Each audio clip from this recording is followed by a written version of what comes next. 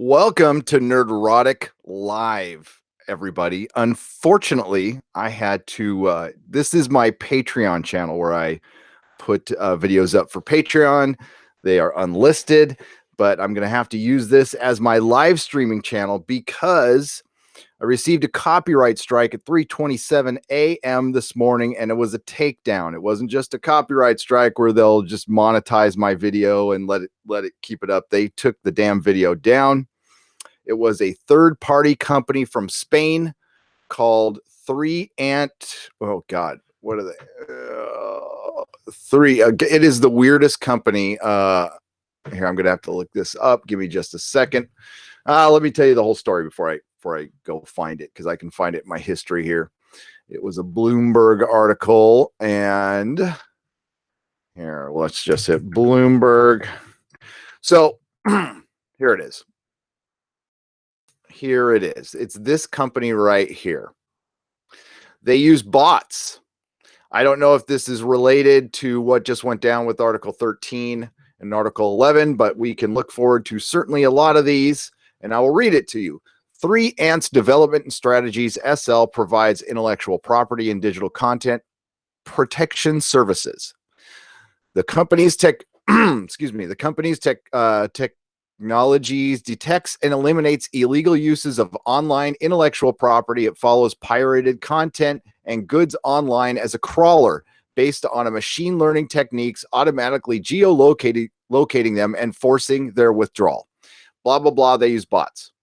So it was over this. Now I'm going to show it to you on my website because the video is obviously down, but I fortunately keep a copy of every single video I make and back it up on the website. Now I have removed it from the website, but it is for a fracking video that had 100 views from a long time ago, September 18th, 2017. It was a podcast that Dennis and I did.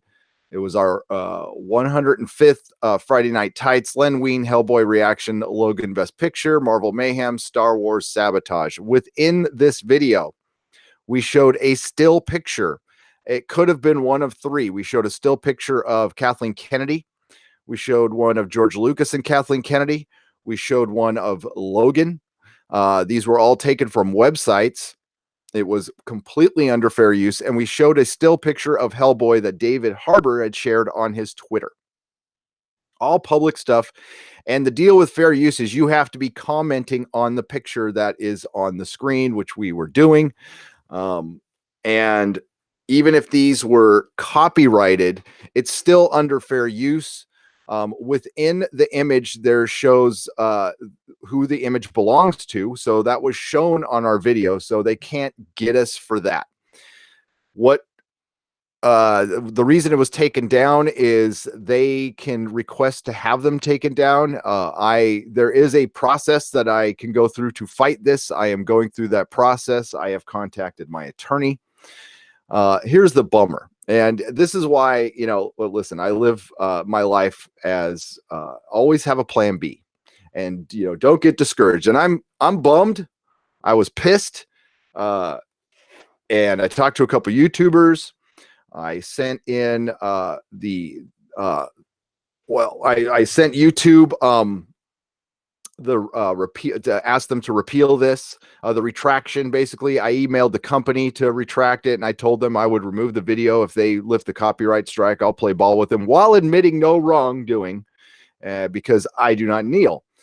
This podcast, we were pretty critical of, and you can find it on, if you guys want to listen to it. Here, I can link it right here. And that's where it is on my website. So, yeah, it's just a normal podcast from over a year ago. And they took it down. So this, I can't live stream now for 3 months on Nerdrotic. Now I can still upload videos and I still get ad money. So the plan is I'm going to upload more videos, and I will just do videos on the articles I would normally read on the live streams. Now, this does not mean the Nerdrotic Nooner is going away. We're still going to do the Nerdrotic Nooner here. It's really important that this gets to 1,000 subscribers. And then I have to make sure it gets, within 1 year, you have to have 4,000 hours of watch time, which, once we get 1,000 subscribers, we could probably get that. It'll probably take like a month, maybe two, maybe longer. I don't know, to get Nerdrotic Live monetized to make up for the loss of income that I'm going to have for not having live streams. Now, I'm still going to get paid for this month, and so I'm fine for a month.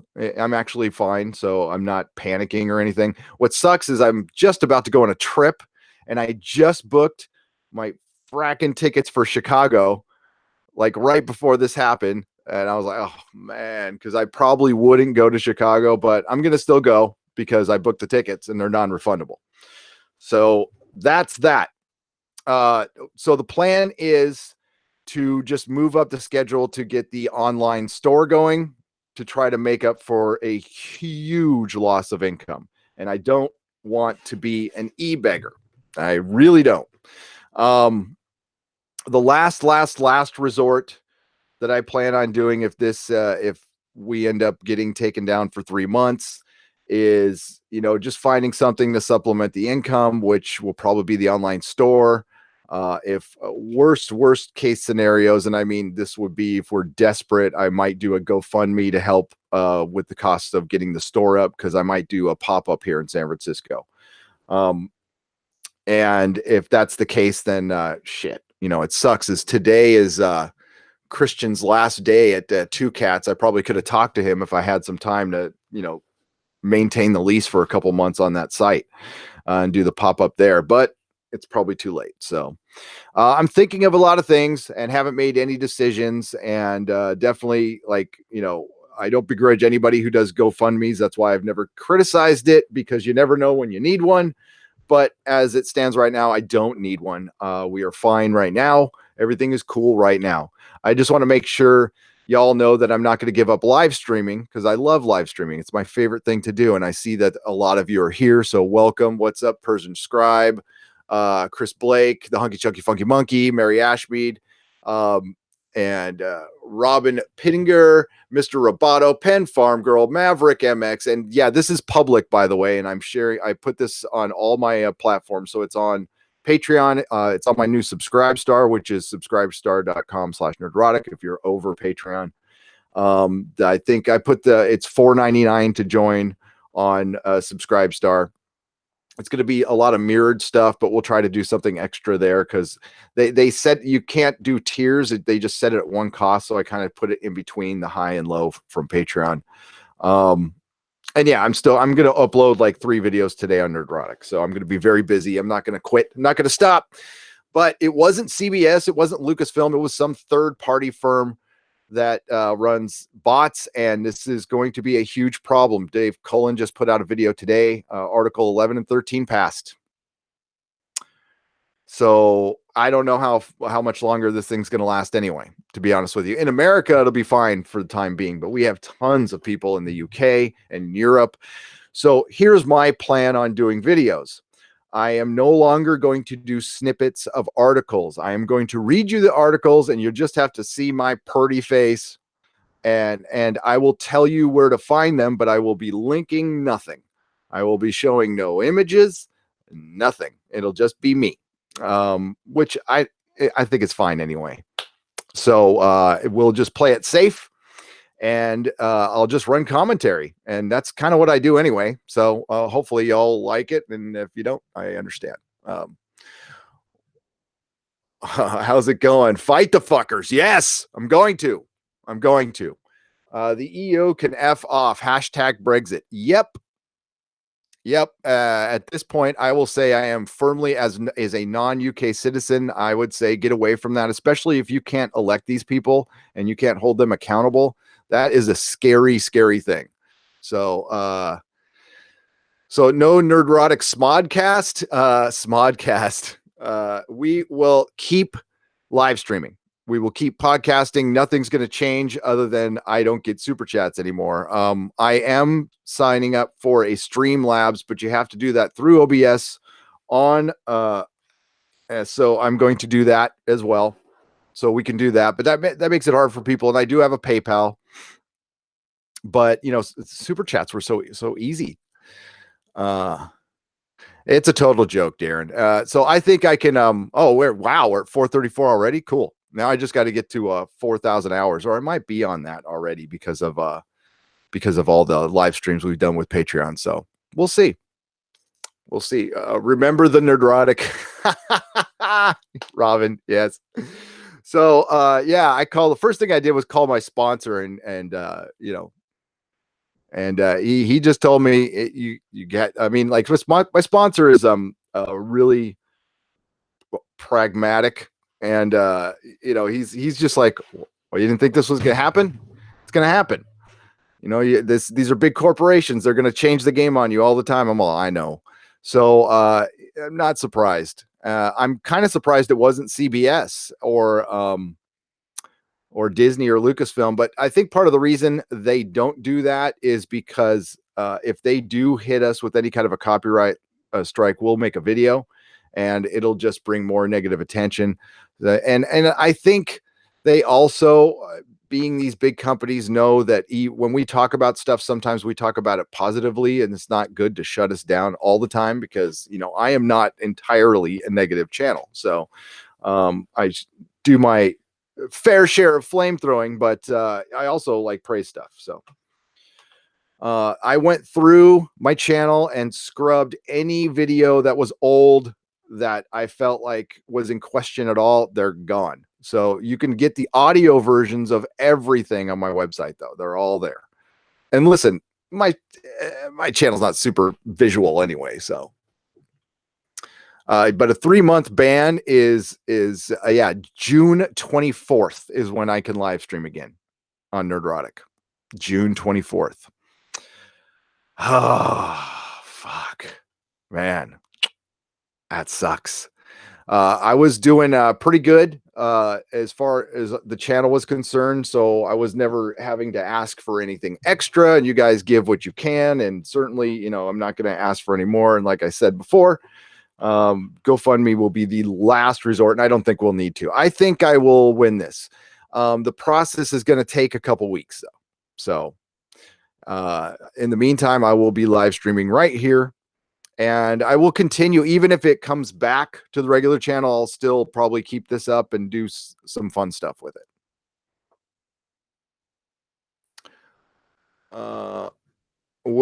Twitch is definitely, oh yeah, that's next. That is next. Jaded Fett. Yes, I will be. I have a Twitch channel that I've put nothing on that I will start putting stuff on. Oh, it's your birthday? Hey, yeah. Oh, I will be live that day, no matter what. If it does stick, if the 3-month thing does stick, then I will be live the second I'm okay to come back. Now, fortunately, it doesn't like hurt the channel as far as recommendations, so I can keep putting up videos, and that'll be fine. But yep, going to Twitch. Almost at 500 subs. That's great. You guys are freaking awesome. Thank you so much. And I talked to Annie Trekker was really helpful. Tom at Midnight's Edge was really helpful to me.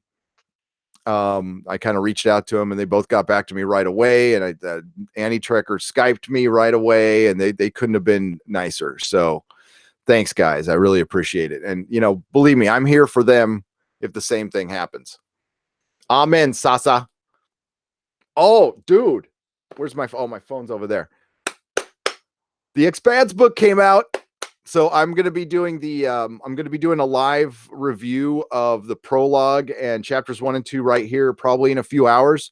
I still haven't gone to the gym because I've been doing all this crazy stuff. So I'm going to talk to you folks, go to the gym, come back, record videos, go live. I'm going to be in this room for like 12 hours straight, and that's fine. I've got a lot of company. Poor Mrs. Nerdrotic, though. Vlade777, love your content, bro. Thank you so much. You guys rock. So thank you so much for subscribing over here and just supporting me. I can't thank you enough. And yeah, it's I feel loved. I feel loved. Again, thank you, Mary, for jumping over here. Thank you, Penn Farm Girl. Yeah, this was a crappy thing to wake up to, but what seeing you guys here makes me feel instantly better. Instantly better. So let's go to some of the chat, shall we? Sounds like YouTube will need to turn into you voice. Somebody said so, here. I'm going to pull this up on Facebook. Somebody really made a great statement that I'm going to probably put into a video about this. Um, okay, so I'm going to paraphrase what they said. YouTube needs to decide if it's a content provider or a platform. And that's I think that what they were trying to say basically is we are platforms obviously here, but we're multiple platforms. But he was talking about YouTube and these other companies like Disney and everything are turning into a singular platform for a singular view on politics. And that is becoming a problem. And Article 11 and Article 13 have made it possible for these big companies to be that. And we need to fight that as much as possible. That's why we'll always have nerdrotic.com to back on. Unfortunately, I did not. There was a little box that came up that was available for like about a year. It said, you need to check this box to agree that you will not break any rules in the EU or anything. I did not check that box. Now, I don't break any of these rules, so I don't think it'll be a problem. And as we go ahead, I'm just going to play it really safe. I think yeah, I think it's fine. I don't think you guys will mind, and let me know if you do. That I'm not. I'll just read you the articles, and what I can even do because it is fair so far. What I might start doing is making my own articles based on other articles, like everybody else does, and just word them in my way and read those to you, and then I can just cite my own website and just go from there. And I will continue bringing you the same news and play it safe. And maybe that's what all other, I mean, Jeremy can do that right now. He could just start citing Geeks and Gamers and do what every other website does. Deadline comes out with an article. Susan does this and it's perfectly legal and I've got no criticism of it. Deadline comes out with an article. You do kind of a mirror article. You cite Deadline. Now, citing Deadline might be under the Article 13. So what you do is you just completely reword the damn thing and put your own headline on it. And that's that. And then I can verbally tell you that, oh, I saw this on Deadline and I made my own article. We will see. We will see. Yes, Articles 11 and 13 have passed. Now, I don't know if this immediately goes into play. And honestly, if they start copyright takedowns, it might be over, folks. And I'm not joking. Like everybody would have to scrub all of their content like right now. Yeah, because I have a lot of news snippets, and that believe me, that can get copyright. That can be a takedown now. Now, I'm sure there's a grace period, and I'm sure some of these companies might consider paying the taxes, but it looks like you people in the members of the EU might lose Facebook, YouTube, Instagram, Twitter. That wouldn't be a big loss. Honestly, I think that might make the world a better place. But that's what we're looking at. That's a real fear. Dave Cullen did a video on it, and I will share it on my Twitter in a second. Yeah, I will. What I'm going to try to do is get Dave Cullen on in the next couple days before I go on my trip, and we can discuss this. Yeah, EVS uses articles. Everybody does. Everybody does, and it's legal as hell. And why? What the people who produce the content, what they can do is maybe find a way to just have an automatic waiver. Like you can use our content because honestly, even if we criticize an article, we bring that article clicks. I think Scott Mendelson knows this. He writes articles specifically to piss off EVS and Geeks and Gamers and Jeff, and then they talk about them, and it's reciprocal. And I talk about them too. So it brings content to his website. Jeff knows this. Jeremy knows this. EVS knows this. And of course, I know this, and we play along because, well, it's fun, and it's actually mutually beneficial. So while we're at each other's throats, and I think Scott Mendelson is a big troll, and kind of a dork, but so am I. Yeah, I think it's mutually beneficial.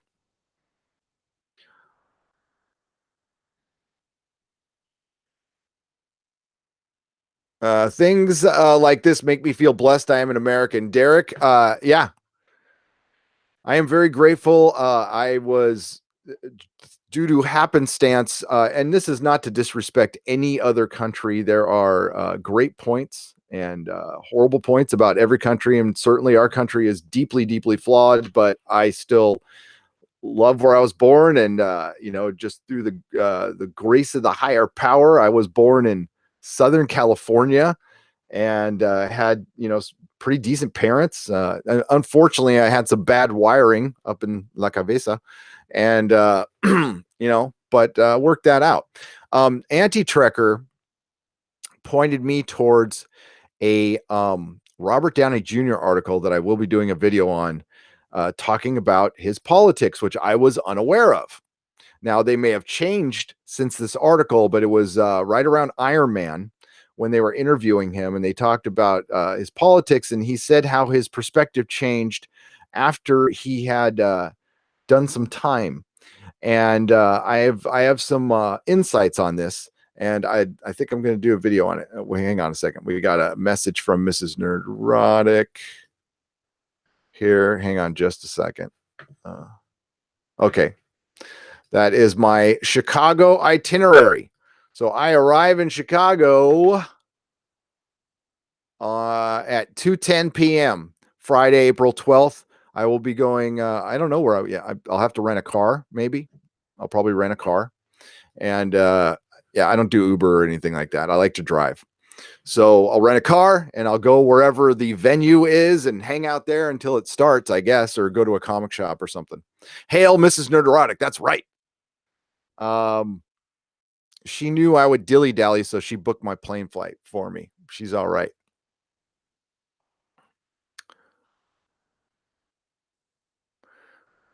Um, YouTube is owned by Google. Since they're already in the doghouse with the EU, it's likely we're going to see them go after American YouTubers all the more due to the EU filed complaints. But there has to be some kind of protection for us because I'm in America, so I'm going to do stuff according to my laws.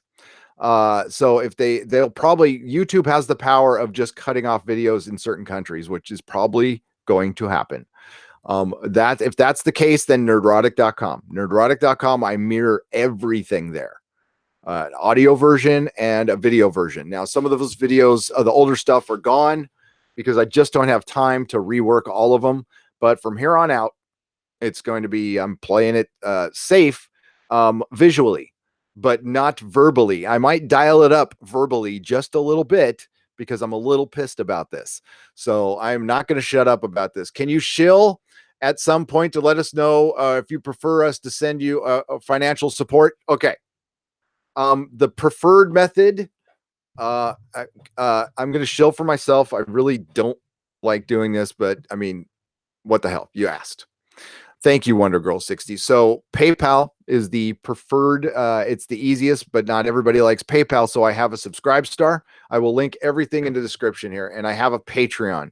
Patreon, though, is really pissing a lot of people off, and it's pissing me off as well. So, but right now, I guess the best way to go is PayPal. So I'm going to link all in the description here, and I'll link it in the description of this video. So there is the Patreon. Here, of course, is Nerd. Okay, if you go to Nerdrotic, all links are on the top right. Go to nerdrotic.com. I have P.O. Box. I don't have Subscribe Star up there yet, so that's why I'm going to link it to you. This is nerdrotic.com. And on the top right is the PayPal, which I will link to.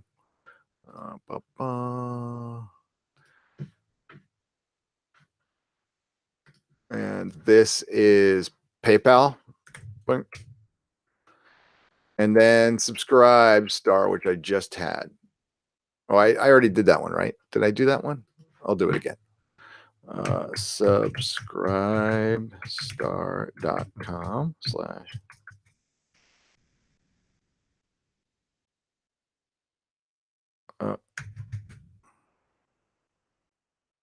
it should work. Oh, it didn't link. Well, you can copy and paste that.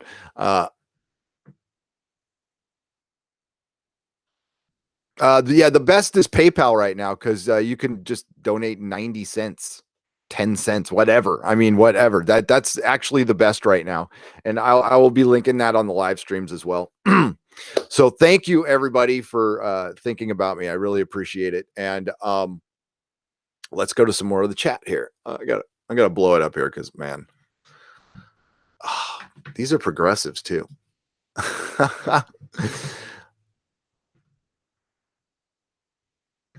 I actually do have a credit card swiper for my pop-up. I have yeah, I have a couple. So the pop-up's ready to go. I could do the pop-up, but I need to get a diamond account, and that's going to take a month at least. And the pop-up actually could probably set us up for, even if I open it for a month, it could set us up for a while. I kind of wanted to wait till the holidays to do the pop-up, but screw it. I'll do it during the summer. And I have tons of traveling to do this summer, so at work, choose dude, PayPal. Yeah, PayPal is the preferred method.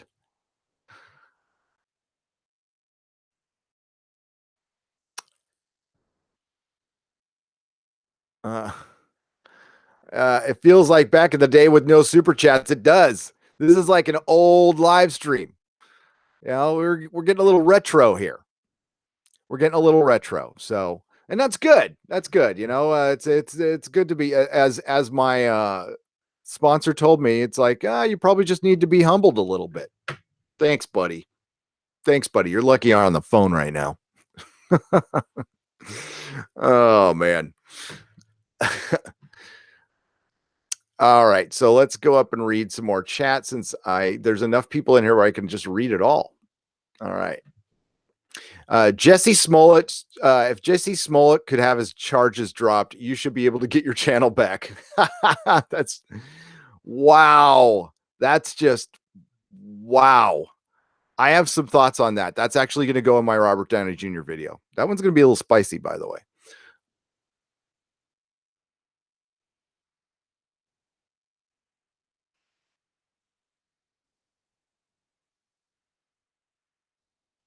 So it dropped.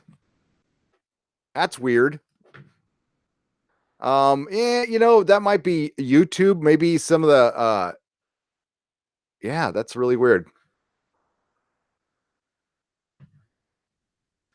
Here we go. View channel on YouTube. That might be it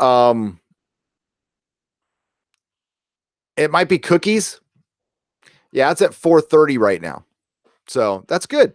That's good. I'll take it.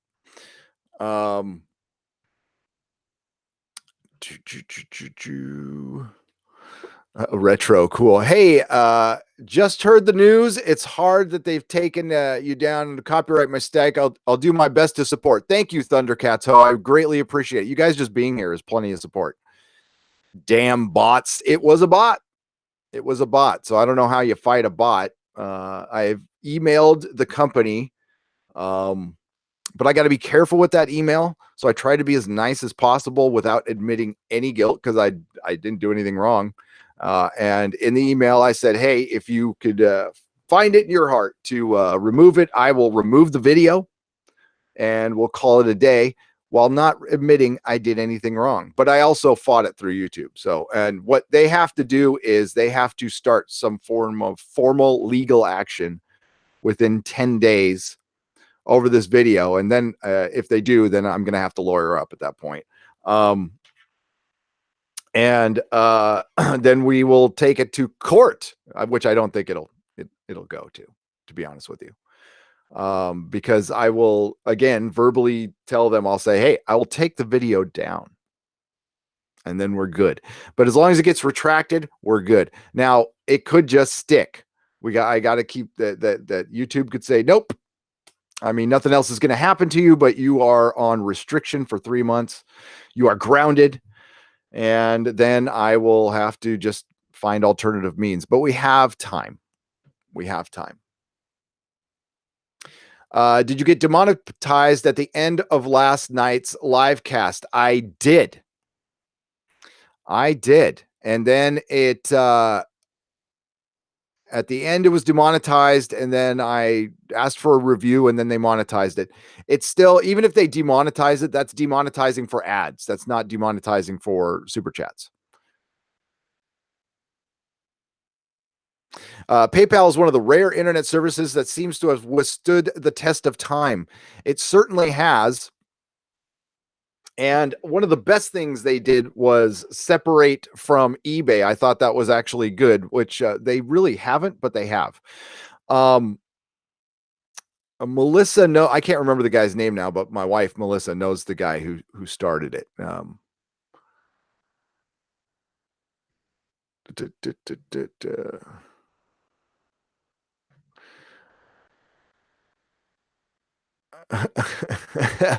It's tough to be a truck driving cowgirl. Zed, Police Academy, back in training. It really is. Elon Musk, simply Elon Musk. I love Elon. Yeah, a strike, a takedown strike. Not now. There's different copyright strikes. There's the ones where they keep your video up, but they send all the ad money to the person who holds the copyright. Again, you can fight that as well. And in the past, I've never fought it. I'm just like, fine, whatever. Because most of the videos I put music on were like when I was an early YouTuber, didn't know what the hell I was doing. And it didn't matter if they want the 10 cents, they can have the 10 cents. It's okay. As long as the video stayed up. Then I stopped putting music in completely. I loved putting production value in. I used to have a theme song for my podcast. I used to use The Battle from Flash Gordon. I sped it up 6% and then changed like the pitch on it so it could go around the YouTube algorithm, and it did for a long time. And that was my theme. I love that song. Damn Mahoney. God, I haven't seen Police Academy in forever. What video was it? It was this one.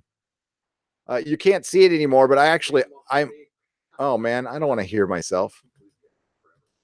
What video was it? It was oh my God, I'm hearing myself now. Shut up. I did that twice now. It is right here. Let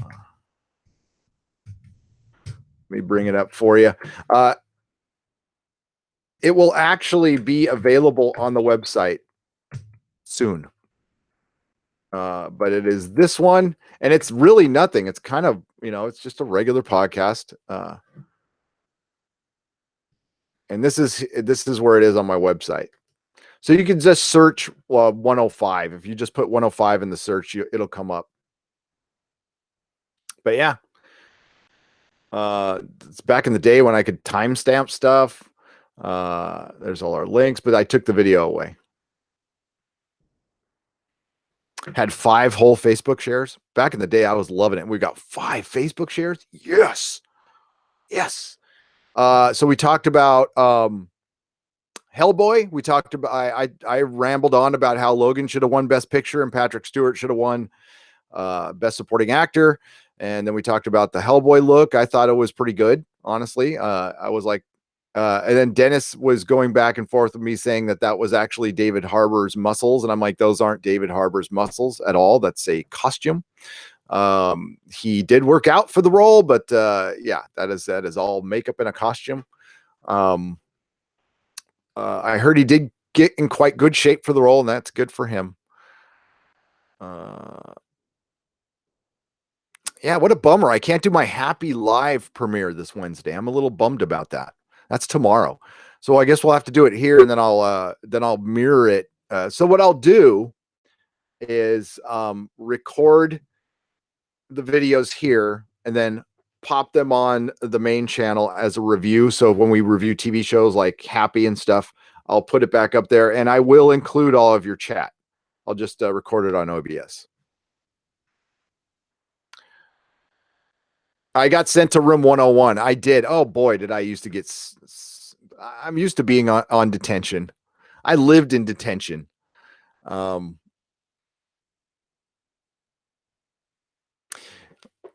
quick, you want okay? Mismatched sock. You want a quick recap? Sure. So, amazingly, coincidentally, on the day that the Article 11 and Article 13 pass in the EU, I was hit with a copyright takedown strike on a video from September 18th, 2017. It was a podcast where I showed some still images. I talked about, and the key point is when you show the still images, if you want to be under fair use, you have to be commenting and criticizing, or it's got to be a parody. Now, I'm not a parody account. I was commenting and criticizing positively, actually. I was like, hey, this is pretty good. They took down this video at 3:27 a.m. this morning and gave me a strike on my channel. Now, something very similar happened to Midnight's Edge recently over Captain Marvel, and it was a third-party company that took their stuff down. They had to contact the company directly, and the company removed the strike. Now, I am going to try the same, but I've also asked for a counter takedown, which is you put that video back up because it falls under fair use here in the States. And then when that happens, and if that happens, I will take down the video and I'll just put it up here on nerdrotic.com because it had 100-something views. So this third-party company uses bots. So these bots, I guess, just go through, even though it said it was manual. What happens is they probably run the bots. It hits somebody at this company. This company is a foreign company, by the way. It's not an American company. And they were able to take down my video and kill my ability to live stream for 3 months, which means I cannot take super chats for 3 months on the channel, which was 2/3 of my income on the channel. 2/3. The advertising revenue is okay, but it's, now I'm going to have to produce more videos on the channel. I can still produce videos on the channel and they'll still get recommended and everything will be fine. I'm just going to have to make more. And the plan is to do more videos on the stuff I would do live streams on while continuing to do the Nerdrotic Nooner here. If we get this channel up to 1,000 subs, I don't know how long it takes. A long time to monetize. So if it happens quickly, great. If it doesn't, oh well.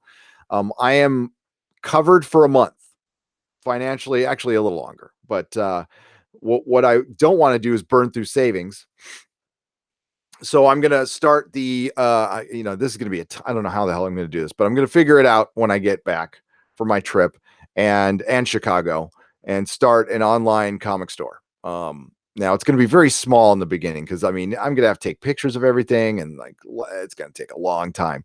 So I'm also going to do a pop-up here in San Francisco somewhere for like a month. So I'm going to open a mini comic store that's just basically going to sell old stuff. I'm going to find some place here in San Francisco to do it. And yeah, back in business. And then I'll live stream from there too. So what the hell? There seems to be a lot of random takedowns on critical channels from third parties lately. There certainly does. It's been theorized that people are posing as these companies and making false claims.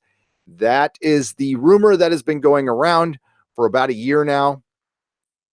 And what happens is most people don't fight them. So they win for a little while. I'm going to fight it. And they have 10 days to start legal action. And if they don't start legal action, then the video goes back up. So the ball is now in their court. Now, if I simply didn't do anything, I can't do anything. Now, the last time this happened to me, this has happened to me before. I deleted the video and I couldn't fight it. So I had to sit through the 3 months and listen, it was okay. It was a learning experience and I was fine with it. And it was before, because the channel was just a hobby at that point. Now this is never meant to be like a permanent job. I'm going to ride it as long as I can. But I do have the plan B in motion right now, actually. But it's always there. So But I'm not going to overly panic right now. I'm going to, listen, I can't do anything for 10 days. I'm going on vacation anyway. So you will continue to get live streams and continue to get videos. I just won't get cheddar. And you know what? I should expect that.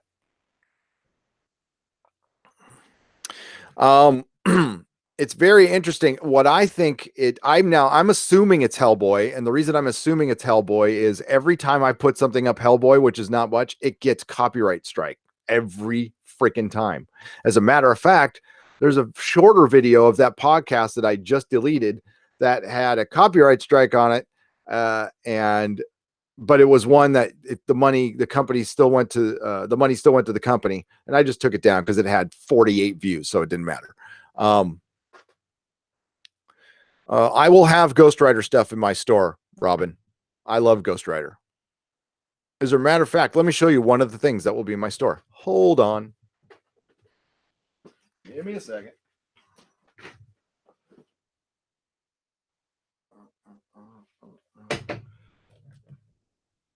I will show you guys just some stuff that will be in the store, and I'll just show you the Ghost Rider stuff. This baby's big, though.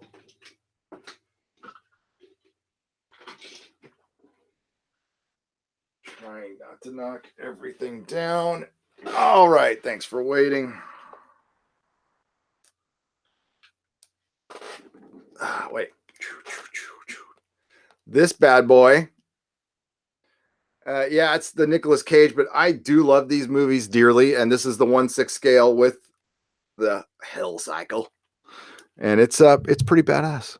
It's this 1/6 scale. Now I have a Medicom 1/6 scale. And then of course there's this beautiful custom Mego Ghost Rider, which I love. It'll be hard to get rid of this one, but that one's pretty badass. Then of course I'll have like Diamond Select stuff, but a lot of my stuff is going to be loose and cheap because it's kind of like how I roll, loose and cheap.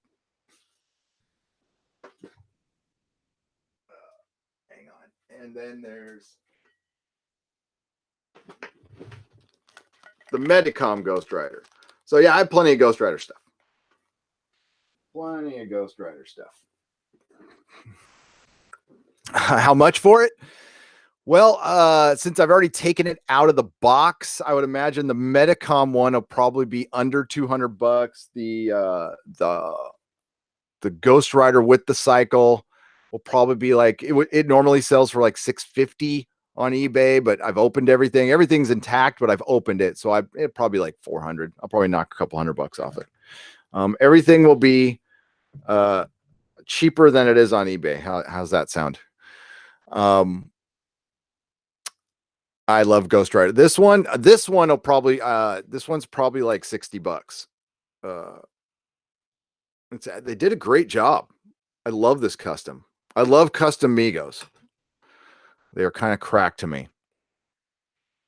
I also have, hang on, I got to bring this one. I can't get rid of. True Believers. Oh, don't you miss Stan? I miss Stan a lot. That one's a keeper. Any old school Star Trek stuff? Yes, Lee Crystal. I have Next Generation figures up the wazoo. I mean, I have hundreds of Next Generation figures. I went on a loose figure buying frenzy a while back because in my store I had this big bin right by the door in the kids section, and it was $5 loose figures. So it was a big toy chest, and it just had loose action figures. And it started out as all the figures my kids used to play with, and then they got too old for. So I just sold them. And one day I looked at the chest and it was empty. Like all of a sudden kids started showing it because I had an actual kids section, like a real one. And I would sell. What I did was I bought a collection of old Bronze Age Marvel comics that were all beat up, sometimes without the cover. And I bought a comic spinner rack and I put all the Bronze Age comics there, and they were all 25 cents. You get 4 for 75 cents. if you're 12 and under. So I was a bit ageist with it. 12 and under, those comics for 25 cents. If you're an adult, they were $1. And I got kids. I didn't buy. I hate those stupid Marvel kids books that they put out, the Marvel Adventures and stuff. They were just B team crap. So I decided to have them read the stuff I read, and I was lucky enough to find a beat up, collection, and it did great. And we had kids' birthday parties. We had kids come into the store all the time. That's something every comic shop owner I felt had a responsibility to do, and a lot of them didn't. A lot of them wanted to be not that. And I was a very kid-friendly store in a, let's just say, not the kid-friendliest city in the world. And yeah, I did pretty damn well. Kids' birthday parties did well. So I had this big bin full of $5 loose figures, and it would be empty in a month. So I went on eBay, I put out ads. I'm like, hey, sell me your bulk loose figures. I'll give you money for it. And people responded. And I had kind of a thing for Star Trek figures. So I kept all those. And I have crap loads of them. Now I've got some Migos behind me. Some are new and some are old that are right there. And then I have some hanging up, some of the newer diamond ones right there below my Torchwood figures. Then there's, of course, the Migo Star Trek, the motion picture ones. And there's some of the loose ones right there. And then if we go towards the door, you can see some of Melissa's Star Trek, The Next Generation figures hanging on the door. And then, of course, if you look up, I have some ships. And I have a lot more. This is just what's out right now. That's a closet that I covered up, by the way. Yeah. Can we get a toy tour? Man, I wish I could break them all out. It would be an insanely long video. Yes, I have Doctor Who. I have every Doctor Who 5-inch figure they've ever made. The only one I didn't have was the Special Weapons Dalek, and I got that one. I've got every repaint. I've got it all. Here. This is just a tad of what I've got. There, if you can see that. The console, and yeah, that's just a little sample size. So yeah, there's plenty of stuff in here to take care of me for a while. Gary, give you a shout out to hey Gary, can you give a shout out to Waterfront Comics in is it Susan City? I found out Sunday. It's a nice little shop. Where is that? Yes, of course. Here, let's see if they got a website. I will. Oh, it's in Solano. So is it called Susan City? Susan City? Yeah, okay. Waterfront Comics, Waterfront. You know what? I bet you I know the owner of Waterfront Comics. I bet you I do. I bet you I'm friends with him on Facebook. Yeah, I know this guy. Yeah, so okay, here we go. Waterfront Comics. If you're in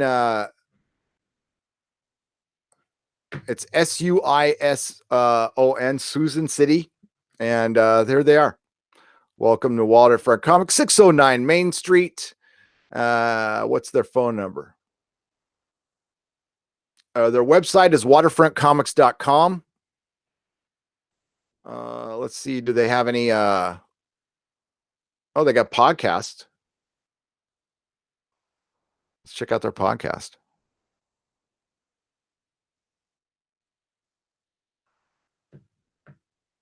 Yeah, look at that. They got podcasts. That's cool. Yeah, maybe I'll have to contact them. Yeah, anybody who wants a shout out.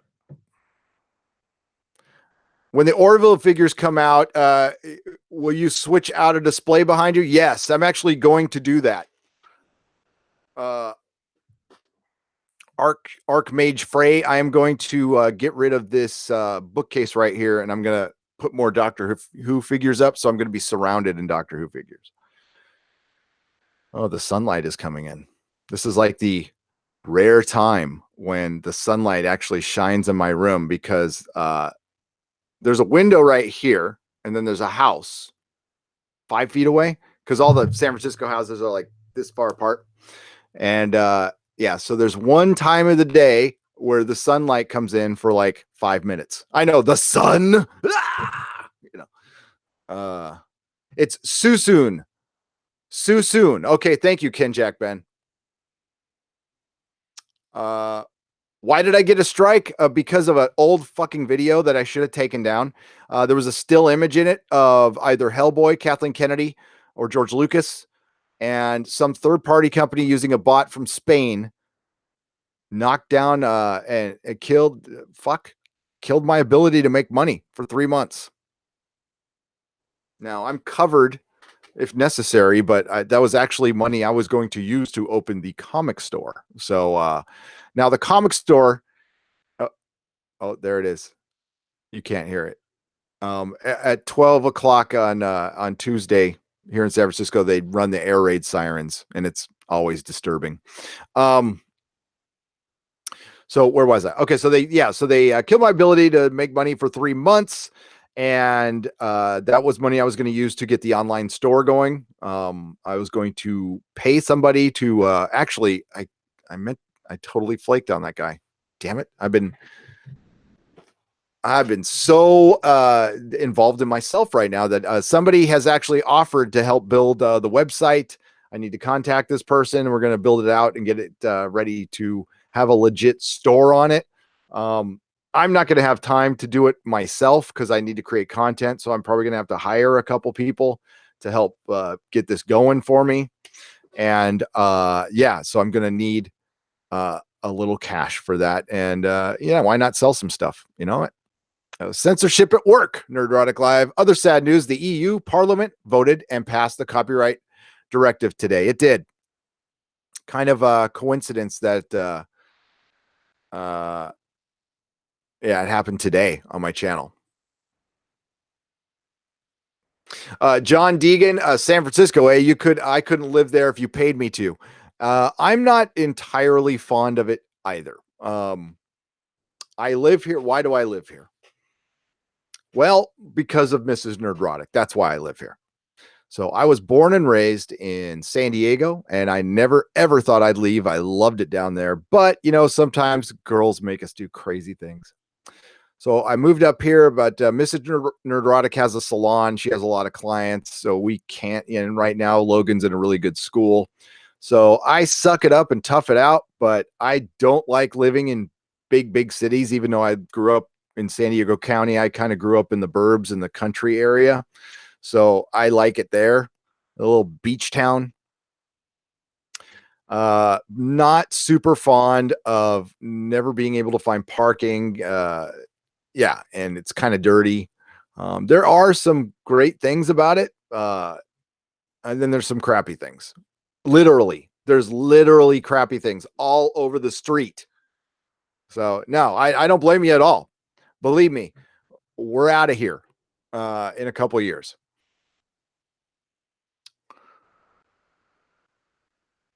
Why are the 90% of the toys never in major retail stores? Is it distribution thing? Part of toy lines, you can only see them or find them in comic stores or online. It's gotten too expensive to make. And Hasbro and the other big companies kind of screwed up the industry by really making stuff way too expensive and not and they are expensive to produce. So they become specialized. And that's kind of what happened to the comic book industry is they weren't really popular enough for mass marketing anymore. So you had to become specialized.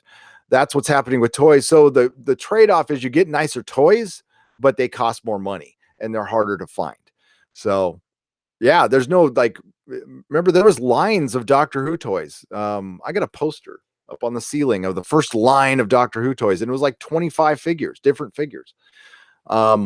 Yeah, we're just not going to see that anymore. Now there is a bunch for Captain Marvel. I wonder how those toys are selling. Do you get much money from your Nerdrotic merchandise? You know, I haven't even checked, to be honest with you. I will check. I'm sure I got a couple bucks. Oh, we're going there right now if it wants to come up. But anything you guys get is, believe me, it's greatly appreciated. Yeah, we're doing okay. We're doing okay. No complaints. Hell, I gotta buy a hoodie. Um, Hasbro kind of screwed themselves with Toy Biz. They did. I love Toy Biz. Toy Biz was great, and I miss Toys R Us. God damn, I missed. I used to go there all the time. Hey, 528 subs. Great. Muggles Cake Sniffer. Are you near Chicago? Because I'll be there in a couple weeks. And yeah, the meetup is for everyone. It's not just for YouTubers. So I'll get you guys the location. And if any of you are near Chicago, April 12th, I think the start time is like 7 o'clock at night, but arrive when you can.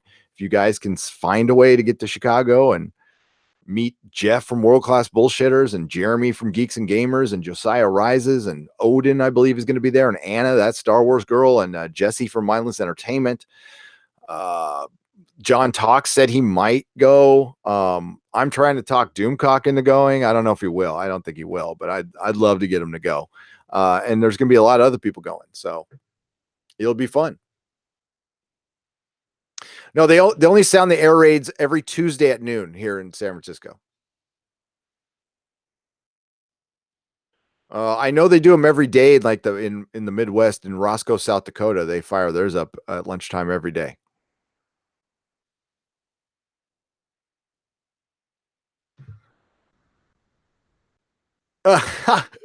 Jeremy Grimm grew up in Chicago. Never want to see that cesspool again as long as I live. God, that's probably going to be my sentiment after I leave this wonderful town.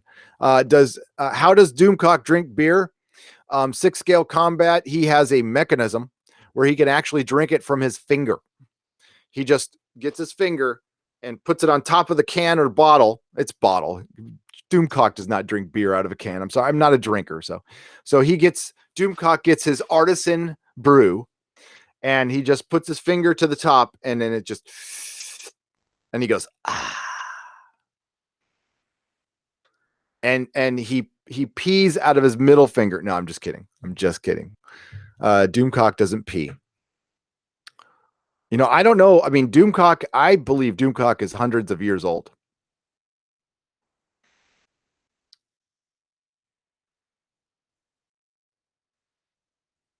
Okay, formerly Rod Line. Where in Chicago? That's my town. I don't know the venue yet.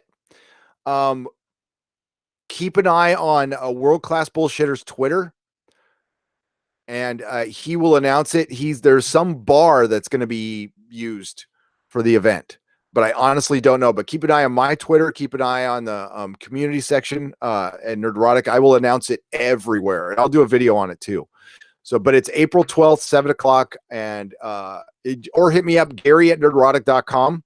And then once I find out, I'll hit you up. I'll send you back an email.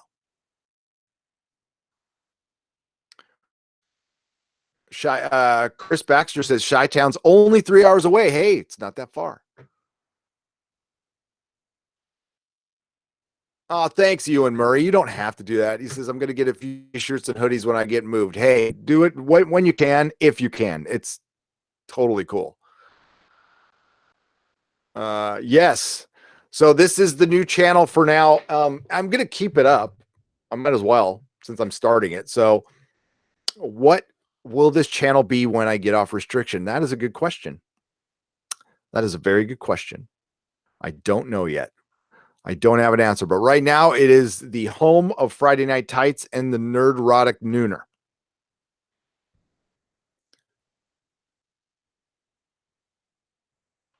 Article 11 and 13 passed. Jesse Smollett scot-free. What is happening today, says Andre Merrick. I don't effing know. I woke up in the best mood. I really did. I woke up all, I am ready to make 4 videos today and do a live stream for my patrons and send out some packages, some comic books. And now I just found out that I'm not getting paid for 3 months. I feel like I've been put on unpaid leave from YouTube. I mean, I'm still going to get some ad money, but like I said before, it's a third of what I make. And listen, it's been okay. It's been like good. You know, you get a lot of subscribers and you get a lot of views and you do pretty well. Jaloja, says Jeffrey Grimm. Yes. Yeah, Doomcock just pees once a year. So yeah, it was a bummer, but this is why I love Mrs. Nerdrotic. She's the best wife ever because she puts up with my neurotic ass. And yeah, so when I found out, I totally freaking freaked and got pissed. And then called my sponsor and then talked to a couple of YouTubers and felt a lot better afterwards and just came to I've accepted the fact right now that I will not live stream for 3 months. Now, I could win the appeal and that'd be great, but I think it would be best if I just accepted that fact. Doesn't mean I'm not going to fight. I'm going to fight it every inch of the way, but I think I should just plan that it's going to stick and I should do something right now. So that's why I'm like, screw it. I've got this channel. I'll shout it out and hopefully you guys are responding. You've been responding great. So I'm pretty pumped up about the whole thing, to be honest with you. I think what I will use this other channel for, now that I think about it, is it'll probably be just completely for live stuff. So in the future, I'll like I can get experimental with this channel, so I can cover TV shows that I can do retro reviews that are live. I can do review a lot more TV shows. I mean, it's easier to do. All I have to do is turn on the camera and start talking to you guys, and you guys are the co-host. So, and maybe I'll start taking requests. Like if you want me to review an episode of an older TV series, I have commitments right now to finish Farscape. I saw that that tournament that Amazon Prime is doing, and I saw Belinda spurging out because Farscape got beat by a couple other shows. That was pretty funny. But Expanse has made it into round 2, which it should.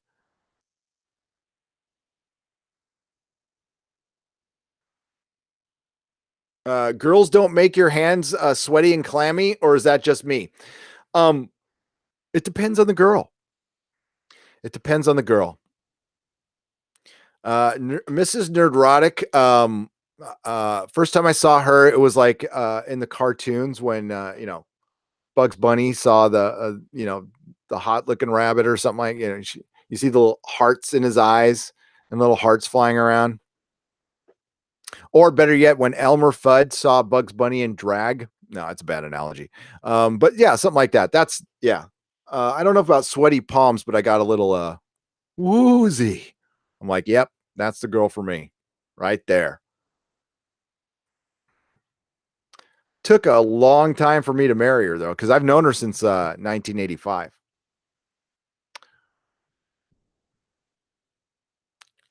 You have vintage Daredevil. I love vintage Daredevil. I love everything Daredevil. Did you see Ivan's Avengers Endgame trailer fixed? It was glorious. It was effing glorious. So they do. Well, you guys here, I'll link it in the description. It is, and I'll show it here. Screw it. I'll show it. Give me just a second.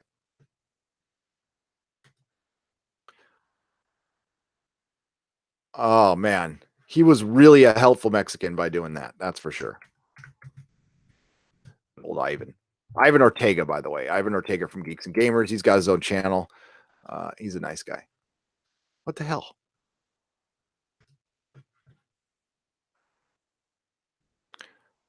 There we go.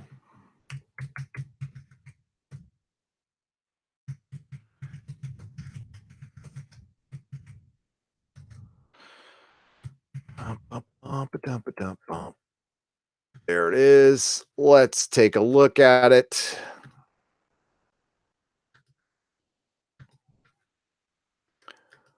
Oh, I gotta skip the ad. Look at that. What was that guy saying? He's like, bro, I like made thousands of dollars by real estate, buying real estate, brah. All right, so you can't hear anything yet, but let me perfect. I like this one. Ivan.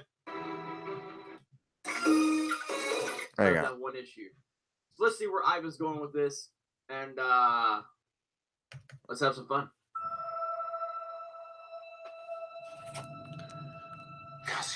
1,000 years ago, I fought my way out of that cave.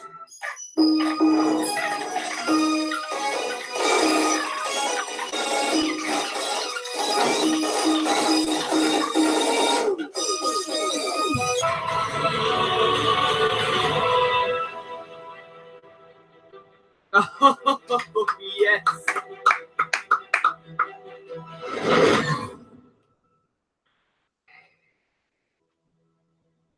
I like this one. Yes. Perfect. Perfect. I like this one. Ivan knows what the fans want. This is perfect right here. God dang it. Can you imagine how cool it would be if that's the reveal we got at the end of the in-game trailer? Could you imagine that? But instead, we got Captain Marvel. Oh, God, I want to see Daredevil in a live-action movie. I want to see Daredevil on screen with the Avengers. I also want to see the Punisher. But Daredevil's definitely the... That was badass.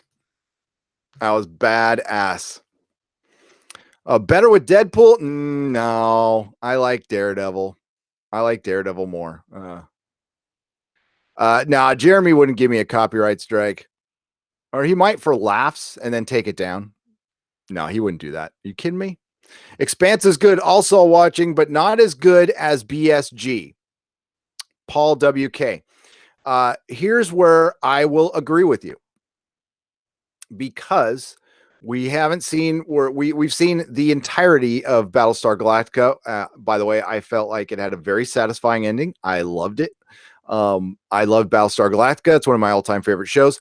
The Expanse now can be better though. And to be honest with you, it all depends on this upcoming season. And we're just talking about relating it. We're being nerds here. So we're going to compare it to Battlestar Galactica. We've only had 3 seasons of The Expanse. We got this 4th season is a I hate to use this term, is a game changer for The Expanse.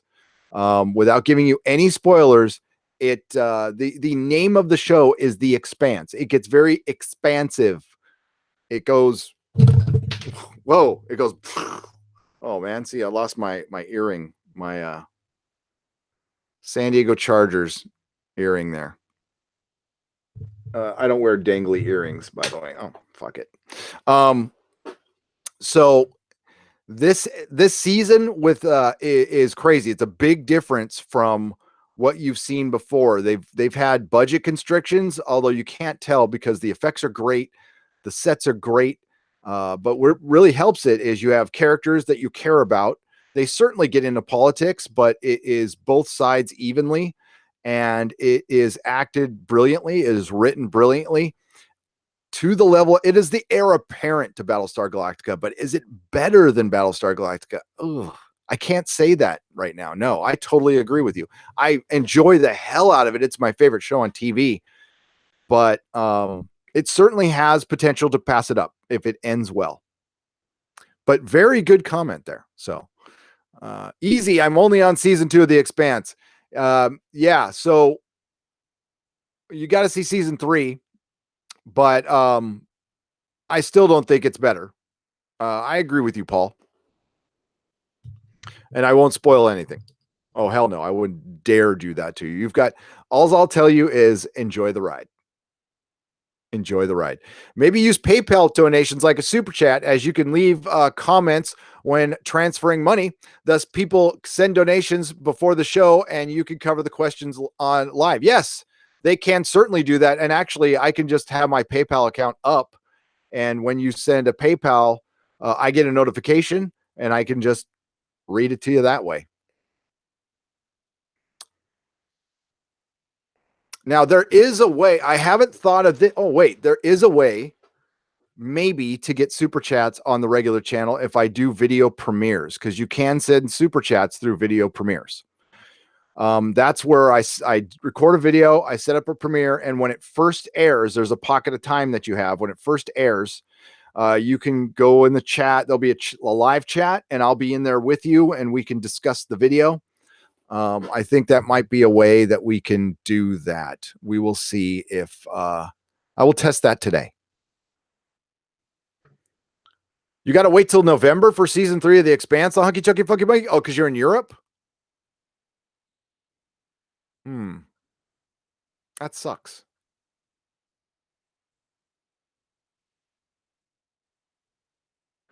You mentioned BSG and that bad reboot. Now I'm interested in watching this show. Thank you.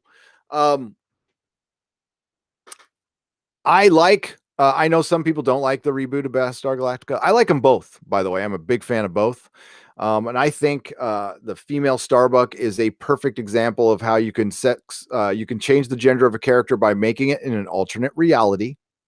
All right. Don't make it in the original canon, make it in an alternate reality, and then you can play with whatever you want, in my opinion. If you don't disrupt or desecrate the original canon. And yes, Battlestar Galactica was a cheesily written show, but I loved it. Loved it. Every kid I knew watched that show. I don't want to drop the Batman button here. I gotta get that earring up here so I don't step on it. I'm not wearing shoes right now. There we go. We got my little hand. Let's see how much more I can bedazzle my microphone here. Got my little hand right here. I can caress or shake it whenever I want to. This is my vintage DC button. This is my vintage Howard the Duck for President, 1976, yo. And of course, there's Q sitting in judgment over you all. I am doing Streamlabs. Yes, I will be doing Streamlabs, although I don't know how, and I'm kind of lame when it comes to OBS, but I'll figure it out.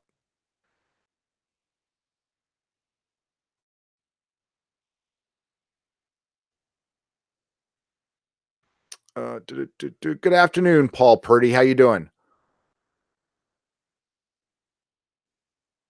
You're not interested. Okay, got you. And that's okay, Ken Jack Ben. You don't have to be. We are not like the SJWs. We don't go, you don't agree with me 100%. Well, then I need to unperson you. Nah, not like that. Magnum PI changed Higgins and Elementary changed Watson. Both changes were so bad because it didn't make both changes weren't so bad because it didn't make a big deal about the changes. Yeah, I mean, I didn't like either one of those changes, but I mean, you can do it. My favorite silly moment of old Battlestar Galactica is the microwave versus the Cylon. I don't remember that. I need to go back and watch that. Robin says, "Hi Q, you're my favorite." Oh, and we have a hang on. Sorry. A message sent from Mrs. Nerdrotic telling me to cheer up. Okay, I'm fine. She's all right. Who's not wearing pants? I'm not wearing pants. I'm wearing gym shorts because I'm about to go to the gym. Hail Nerdrotic. They can't silence the people. They can't. David Kinney, they can't. How long until we get a good Fantastic Four movie? Probably a long time because the direction the MCU is going in will probably make Reed Richards an idiot because he can't be smarter than Cherie, the smartest person in the Marvel Universe. Why? Because we said so. Hey, Gary, you heading to Star Wars Celebration? Also, did you see the new Luke Skywalker figure from Hasbro? They changed Hamill's face completely. They did not. Oh, well, that probably tells you that Hamill probably said, if you're going to use my face, you got to give me some cheddar, and they probably refused to. That's usually what's behind that stuff. I am going to Star Wars Celebration. Yes. As a matter of fact, I think I might be getting a media pass for that. Some nice person might be giving me their media pass. And if so, that person is on my Christmas list forever. And you're going to get cards. You're going to get cheesy pictures of my family with freaking sweaters on and gifts that you probably can't use at all, but I'll send them to you anyway.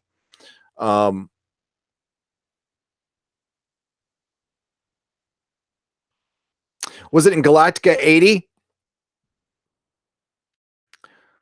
And your muggle cake sniffer is wearing jeans. That's good. What's up, Andre Merrick? I hope we get. Listen, I want a proper Fantastic Four film, and this is how you do it. We've got the quantum realm, right? So let's just say that Reed Richards retroactively put them in the same way you put in Captain Marvel, but using intelligence instead of crappy writing and agenda.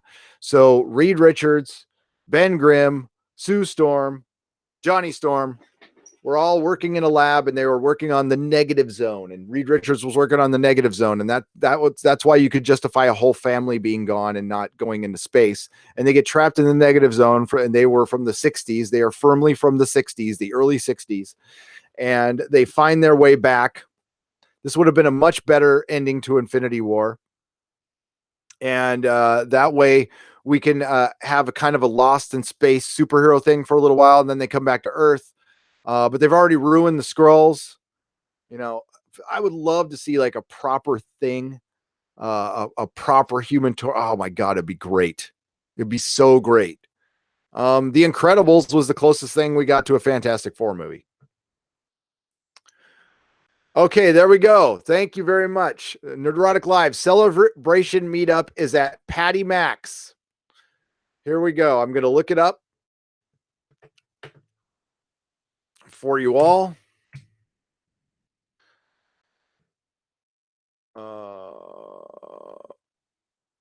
This one says Palm Beach Gardens. That's not not the one in Palm Beach. Here we go. Let's say Chicago. I've been to Palm Beach. It's nice. There we go. Patty Max, Chicago, Illinois, 457 North Pulaski Road.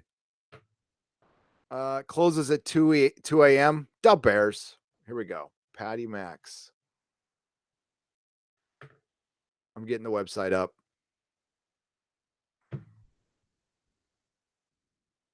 Well, where's your address? Well, I don't have the, that's too small. So I'm just going to share the Google page on it. Or the Yelp page. Here we go. Oh, they only got 4 stars. Let's get those stars up. Man, if they're willing to host the Star Wars celebration, I think they should be 5 stars. Shit, I'm going to give them a good review. So here we go. Patty Max, 4157 North Pulaski Road, Chicago, Illinois.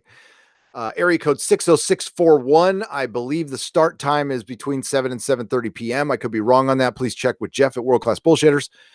On April 12th, 2019, there will be a convergence of YouTubers and like-minded folk in the fandom menace, and we will be meeting at Patty Max. And a lot of fun will be had. And by the way, I don't drink, so I will offer my services as a designated driver. Now, I can't fit everybody in the car, but I would certainly make sure some of you get home safe. It would be my pleasure. So, and I know Jeremy doesn't drink, and I don't think Odin does. So I think we have some proper sober representation at this meet. So you guys can have all the damn fun you want. And don't trip on drinking in front of me. I never really liked drinking that much, so it's okay. I wouldn't whip out a bag of Coke in front of me, but other than that, we're fine. 625 subs. You guys are brilliant. Haha, that's great. That is great. Just joined. What the hell happened? So, brief recap. Got a copyright strike from a third-party company who sent out a bot on an old video that had 100 views on it for either a still picture of Kathleen Kennedy, George Lucas together, Hellboy, or a still picture that was used on a website from Logan. I was giving commentary on these pictures, so it's under the United States Fair Use Act, the Copyright Act of 1976, Section 107. I will be getting counsel on this. That's going to cost me a couple bucks, but I'm not going to do anything right now until right now it has been appealed. The appeal process takes up to 10 days, 10 working days. So for the meantime, we're going to do the live streams here. I'm going to continue to upload videos on the regular channel. Please, watch them if you can and share them. And Make sure to smash that like button as much as you can. And I am the cheapest date. Don't mind me. I am like the best date ever. You can take me. I don't even need to eat, honestly. You give me a cup of coffee, I'm good. You're getting lucky. So,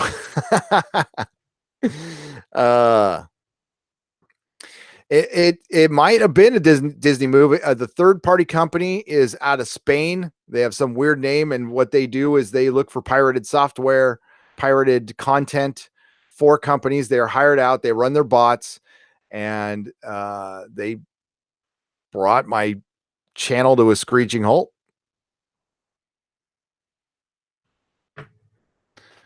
Well, not a screeching halt. The live streams to a screeching halt, but that live streams are a huge part of my channel. Yeah, I need 1,000 subs to get super chats, and I need 4,000 hours of view time in a year, which I think I'm already at on this channel, even with unlisted videos, because this is where, oh wow, the sunlight's, ooh, that looks cool. I do all my Patreon live streams here, but they're unlisted, but I guess that counts as viewing hours. So it's going to be a while till it gets monetized. Like I said, I'm covered for a little while, so I'm fine, but it certainly would not be good to sit around and do nothing. So I did this instead. Solution based here, and we do not kneel. You could tell who one of my favorite characters in A Song of Ice and Fire is Tormund Giantsbane, who actually effed a bear. Gary puts out, oh, I do, man. It's thank you, Matt Nessheim. It's pronounced Pulaski. Okay. I have a bunch of family who lives in Wisconsin. You think I would know how to, do the Chicago speak? Maybe I should get my brother-in-law to go to the Star Wars celebration. He really needs a date, like bad. He's a nice guy, kind of socially awkward though. Revenge of the Nerdrotic. Yes. Oh, I will not be quiet. Robert Denny Jr. wears a beard. Wears beard. I might be doing a video about him. They're going for 2017 videos. Wow, that is so wrong. It was. It came out September 18th, 2017. And it had 100 and something views. I'll say hi to Jesse Smollett for you. Oh, he's in Chicago. That's right. Yeah, Jesse Smollett is invited to Star Wars Celebration. I'd love to have a chat with him.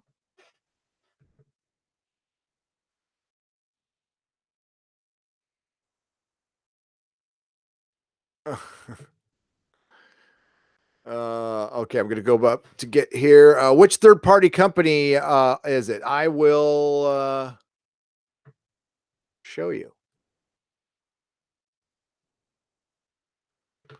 This guy, I have never heard of him, and I doubt any of you have either.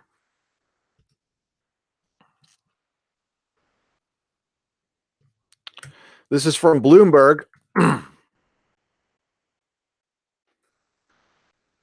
3 Ants Development and Strategies SL provides intellectual property and digital content protection services. The company's technologies detects and eliminates illegal uses of online intellectual property. It follows pirated content and goods online as a crawler based on machine learning techniques, automatically geolocating them and forcing their withdrawal. Those solutions are used to protect corporations and brands, digital contents, and physical products in the internet. Its technologies include 3 Ants Ad Hoc, Amiz SPRE, Atomatic Bot, Adanet Social Networks, and Atal IP Sniffer. Some fucking sniffer. Fucking. The company offers its products to producers and distributors of cinema in several countries such as Spain, the United States, Argentina, Mexico, and the United Kingdom. 3 Amps development strategy was incorporated in 2014 and is based in Madrid, Spain.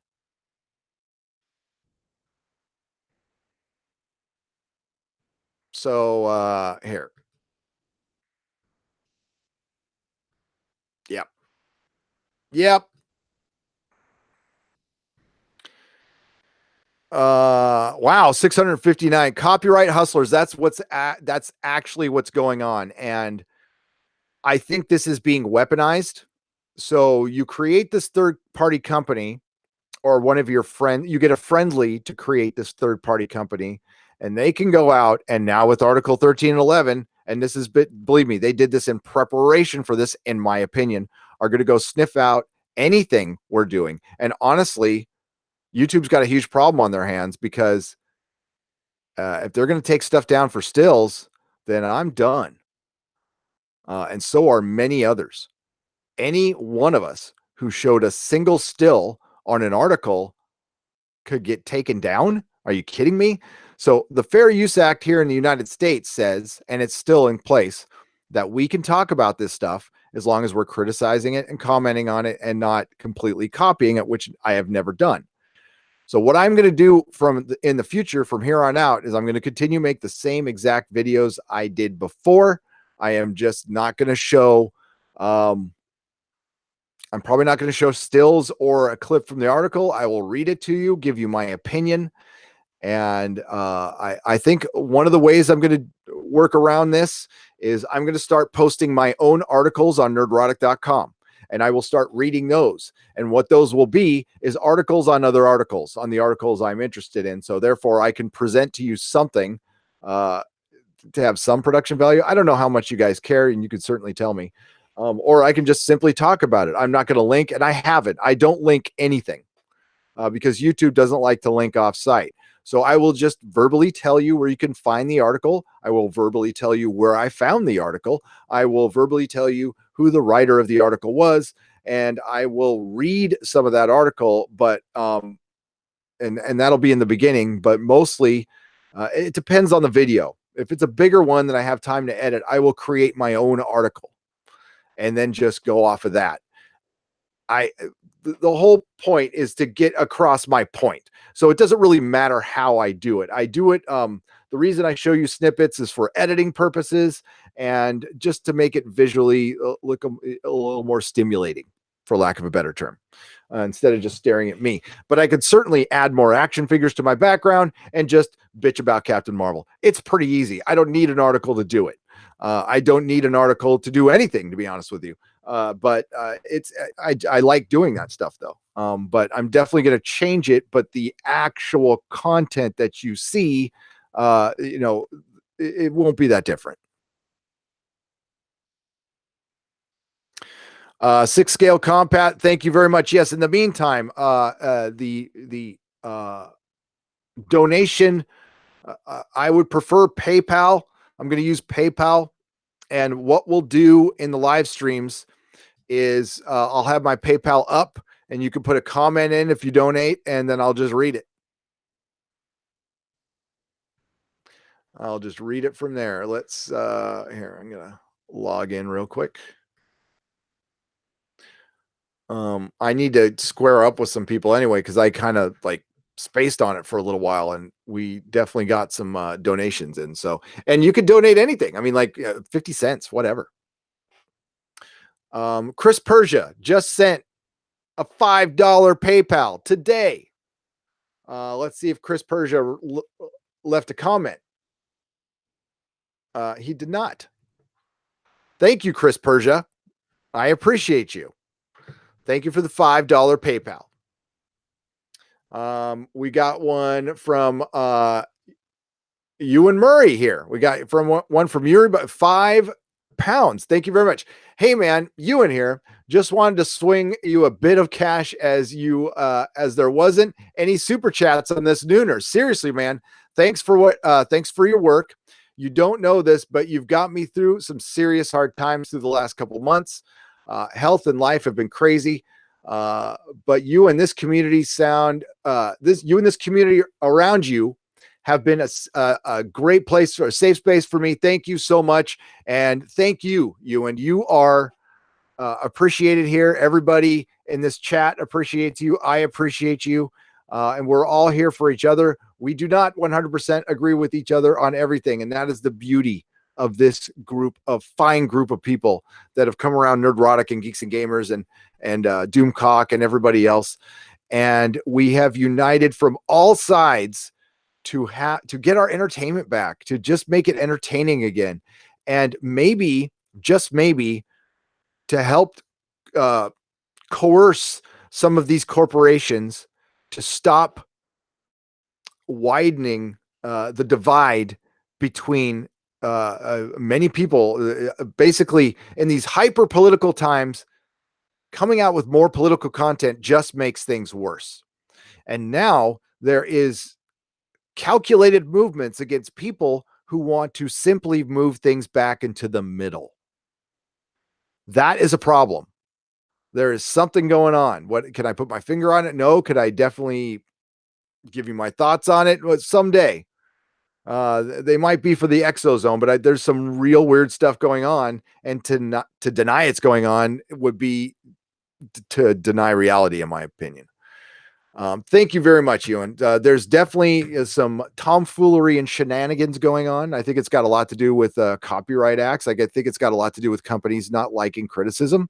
We have seen a concerted effort to have that shut down, and I think more is on the way. So until we get totally shut down, I'm just going to have to get louder. And then if they completely shut me down, I'll just pop up somewhere else.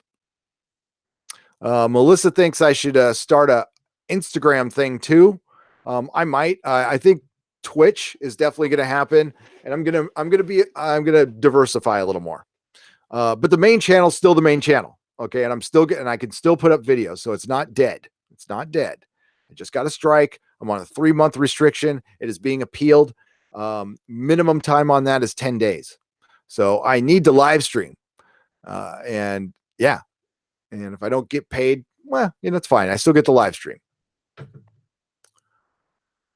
The EU will ban alcohol and bikinis next. Yep. Yeah. Weren't they already criticizing fashion ads and stuff? It's getting stupid.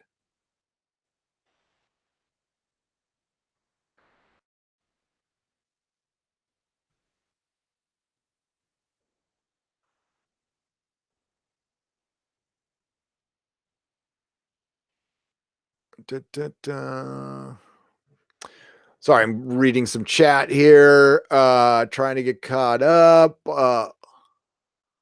What about switching to Twitch for live streams? Andre, yes, I'm going to do that. I don't know how quick. I mean, that's a completely different platform that I honestly know very little about. But I may try. I will definitely do that. I'll look into it in the next 48 hours for sure. Oh, sorry. You said don't read mine, and I already read it. Everybody loves Ewan. Okay. Sorry, Ewan. Maybe put that in there if it says if you don't want me to read it, make sure to put don't read it. Sorry about that, buddy. And thank you. Listen, I will tell you this to make you feel better. You guys got me through a hard time too. Now, those of you on Patreon, you heard it in the 50,000 live stream that, listen, when I sold my comic shop, I was in hard times. My marriage was almost over. I had relapsed. Things were shitty. This channel has helped heal me. I mean, it's been a long 5 years, and I've fought my way back. Went out and had to go get jobs with bosses again. Had to work in an industry I thought I had left long behind.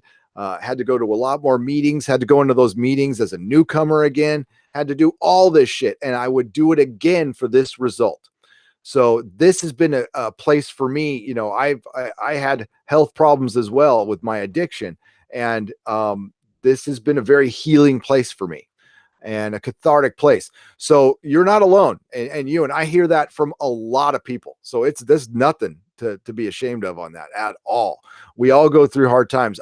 Listen, it wasn't that long ago I was going through a very hard time, but we get through these hard times through working at it.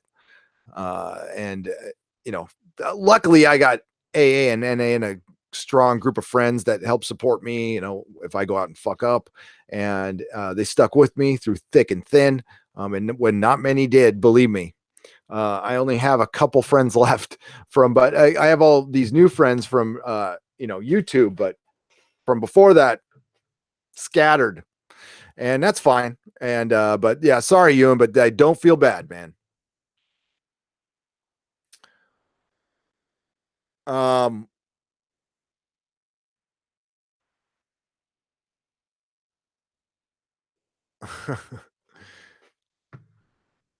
Oh, I love that 6 scale combat. PayPal Gary 1311 in defiance of 13 and 11. That's hilarious. That's funny.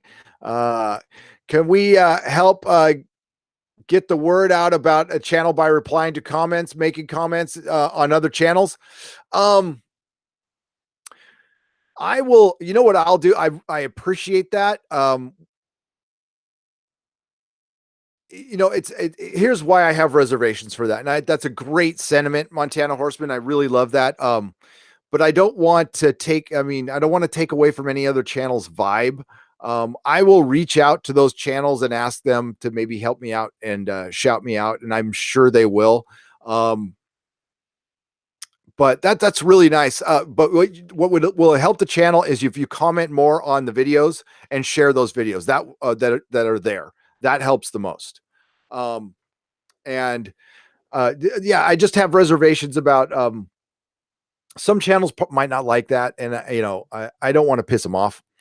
I don't mind pumping other channels, but like I don't know, it's a really nice sentiment though. But you got to understand that like there's like there's unwritten rules of YouTube, and oh, on the other channel. Okay, sorry. Then I misunderstood you. My bad.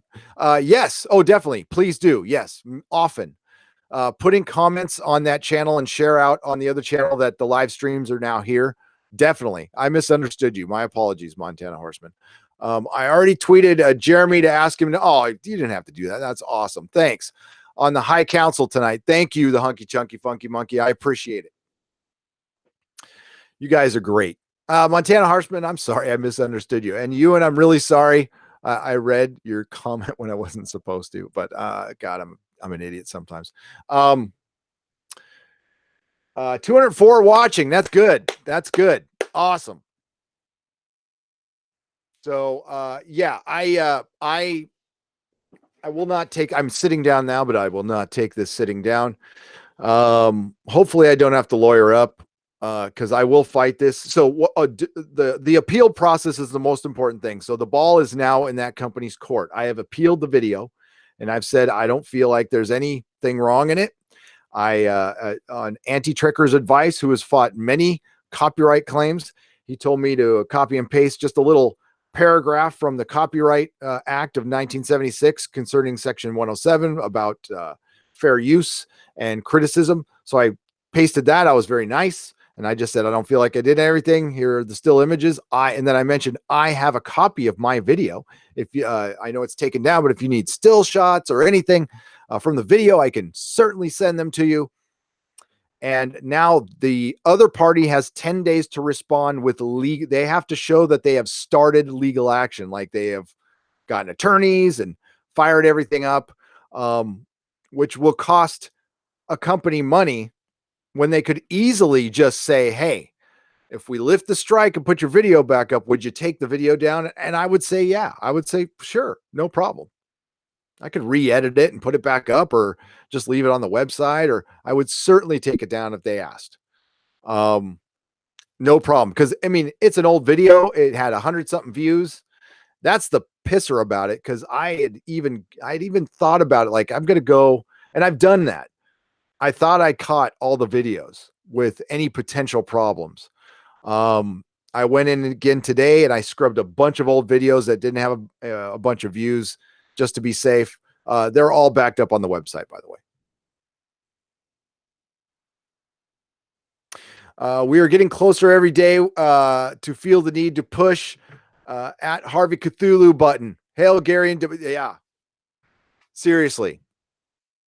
If you had talked to me a couple hours ago, I was ready to push the goddamn button. The SJW way, use censorship to silence anyone we disagree with. Robotimus Prime. Oh, that's a great name. Thank you. Yes, it is. And when I say SJWs, and you guys know what I mean, but like it's an extreme. It's an extreme mutated form of progressive leftism that I don't recognize at all. And there are many things on the left I completely agree with. One of them used to be free speech. Like, you should be able to say whatever you want, whenever you want. You should be able to get as crude as you want, whenever you want. And you are not free from consequence. But if you're like using your own platform in your own house, drawing your own picture, making your own painting, making your own content, you should be free to make whatever you want, no matter how sick and twisted it is. I think it actually does serve a purpose. I think it might be cathartic for the artist. I think it does represent, if you see something sick and twisted, and I'm not talking about like porn, we're talking about like horror movies and gore and stuff like that. I think if you present that in a certain way and you do it in an ugly way to show that it is disgusting, I think it actually helps. And you see that ugliness and you're like, oh, that's really ugly. So that's something you definitely shouldn't do. I think the way that Spielberg represented, in Saving Private Ryan, which I was talking about last night, it was gory as hell because that's the way it was. It was not glorified. Now, those people were still heroes. Actually, there were more heroes when you see it represented. Now, I have never been in a firefight or a combat, so I don't know if that's real or not. And I don't mean to disrespect anybody who has been, because I can't imagine. There's no way I can imagine what that is like. That is to me, I mean, that is right there in the top 3 worst things you could go through as a human and survive. So, I think we need to show this stuff, but as they start silencing the critics, then they're going to start silencing the artists. The artists are already self-editing themselves. We can't get a fully realized black female character in Star Trek Discovery because, quite frankly, the writers, quote unquote, are afraid to write her with any complexity because they would probably be called racist if they gave her a flaw. And I'm not joking. I think the writers are actually writing in fear. I will defend them on this one case, but this is a political climate that they created. Smelling your own farts long enough can make you sick. And that's what's going on in Hollywood right now. And there's no dissent at all because they have gotten rid of anybody who does.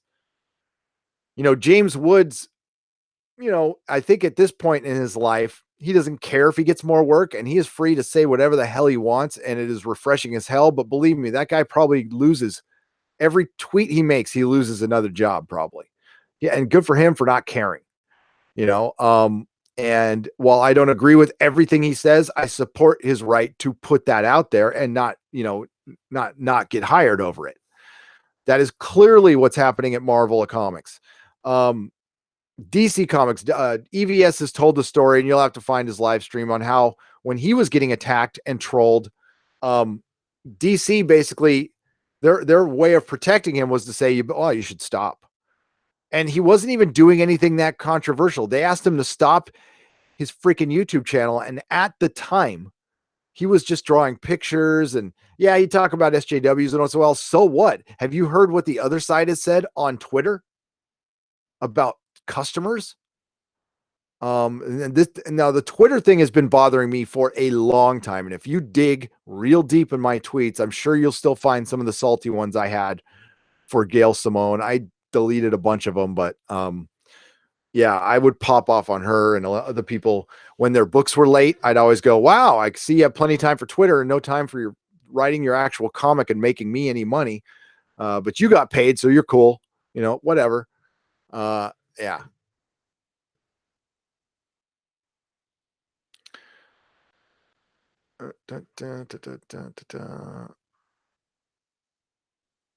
Wow, we got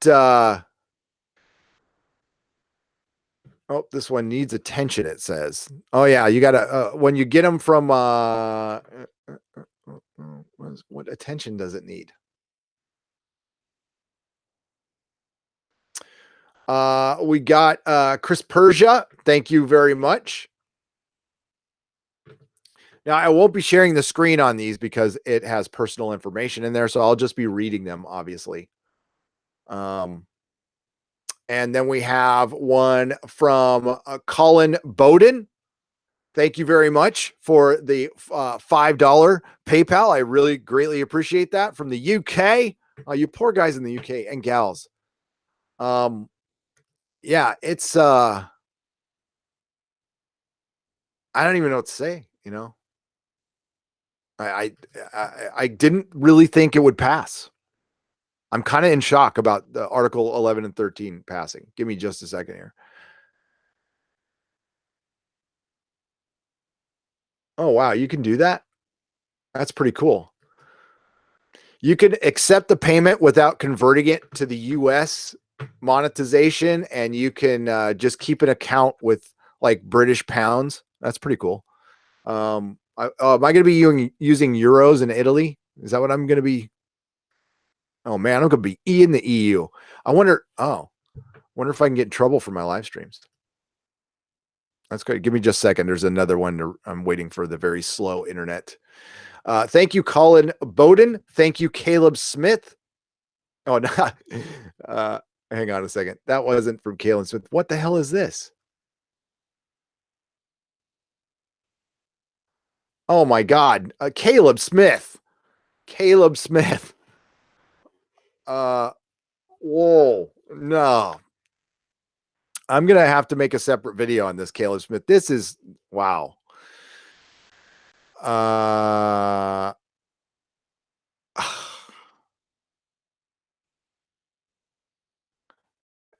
Here's what I'm going to do, Caleb. That was very generous. Yeah. Wow. I'm kind of floored by this. That is a lot of money.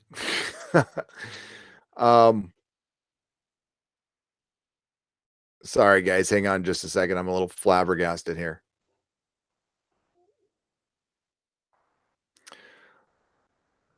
And now, of course, it disappears. Gosh dang it. Hang on. Caleb, I'll get back to you in a second.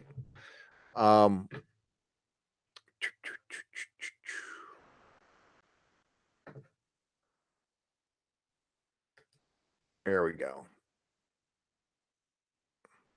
Yeah, it's not going to be super instant on this. Yeah, Caleb, I would say keep that. That's a lot. Caleb offered a lot of money. And I greatly appreciate that. But right now I am really good. Really, really good. I mean, $10 donations and stuff is really cool. And I don't want to put you on blast here. We will talk and then I'll discuss it in a video, Caleb. Okay.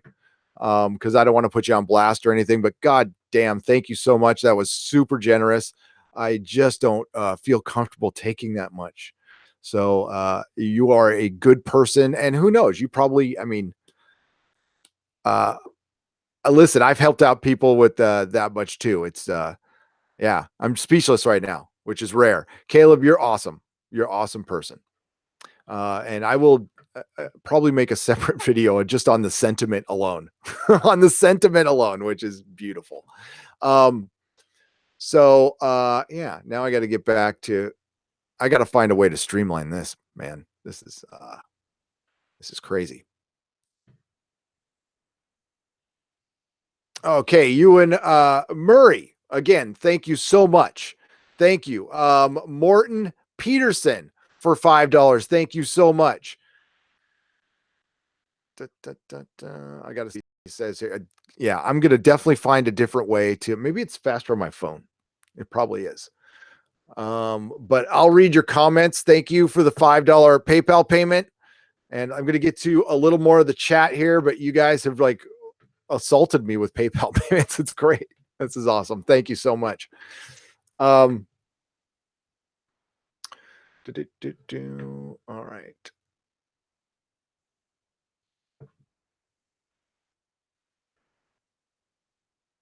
That is so cool. Okay. You guys are great. Better than an East Caribbean dollars. Maybe. Odin's movie blog. Help me help you, Gary. Help me help you. What's up, Odin? How's it going? Yeah, I got an effing copyright strike, dude, over a still image from a third-party company in Spain on a video that was 100 views from 2017. They're coming after us. Unsolicited advice to all my fellow YouTubers: go over your old content, and if it's not necessary, get rid of it. And this was over a still image. I will show you all the video in question. Okay, it is currently uploading on my website. Oh, maybe I don't want to piss off the company who did that. Maybe that's not a good idea. Let me rethink that decision. We wait. Why don't we wait until there's a decision, then I'll show you. But I will show you an example of here's the example of what I did. Here you go. I can do it right here on the website. Right here, meow. Right meow. Right meow.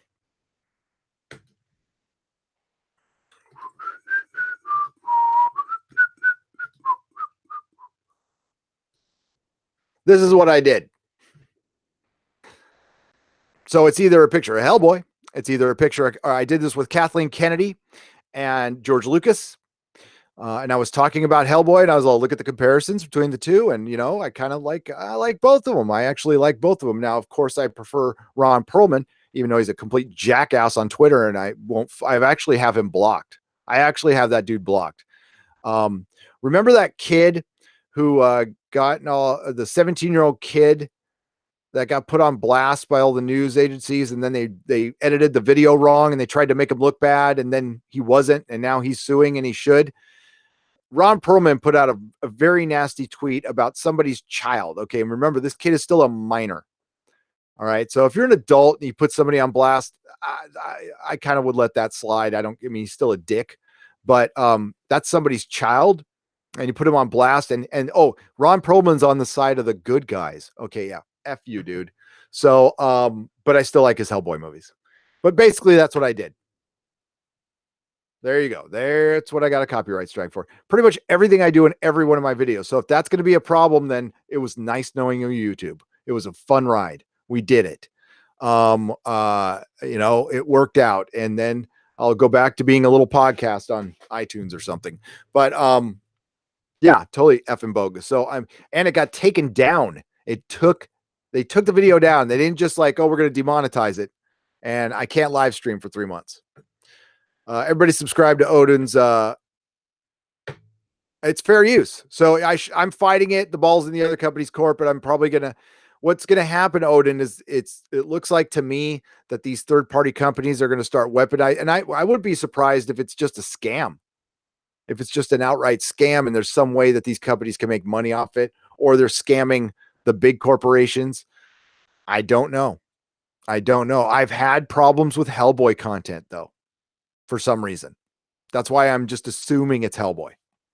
We'll see what happens to this video. The Covington Kid. Yes. Endless Echo 3, the Covington Kid. DM me, man. I can't get set up with Streamlabs that can help fight against this while the streams are monetized down. I will. I'm going to do this live stream. I'm going to go to the gym, and then I will DM you. Thank you, Odin. This was a shitty thing to wake up to, man.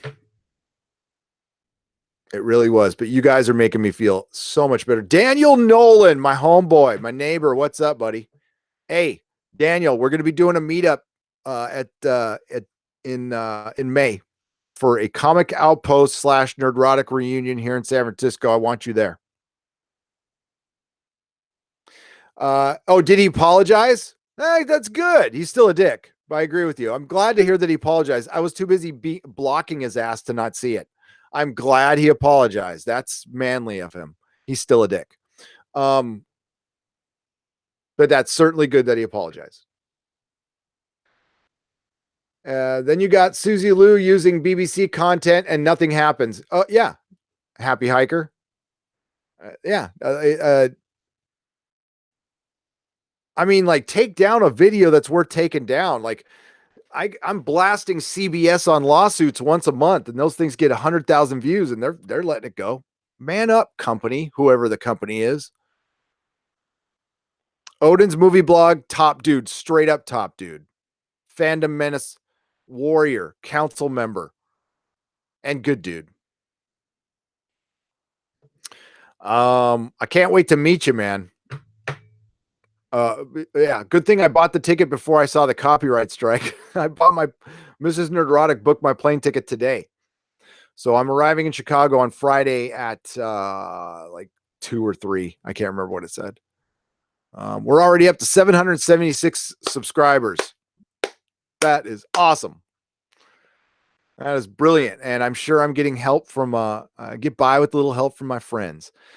The Exozone has been taken down. Really sucks. You guys need to get those back up ASAP.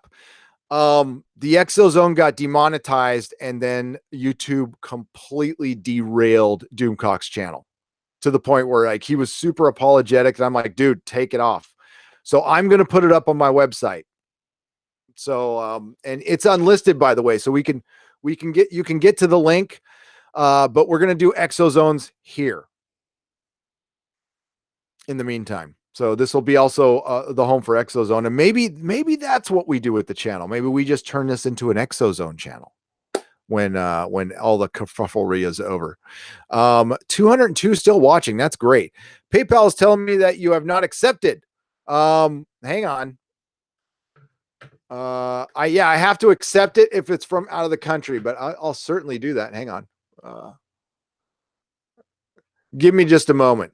You generous people are sending me PayPal donations from other countries, and you have to accept each individual one. Okay, gotcha. Ewan Murray, thank you so much. And we're going to get to the other ones here. Okay.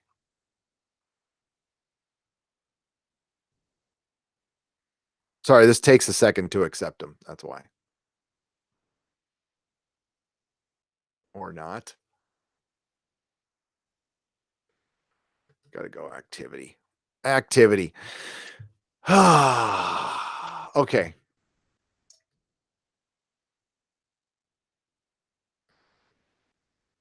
Submit. Accepted. It'll take a second to show up.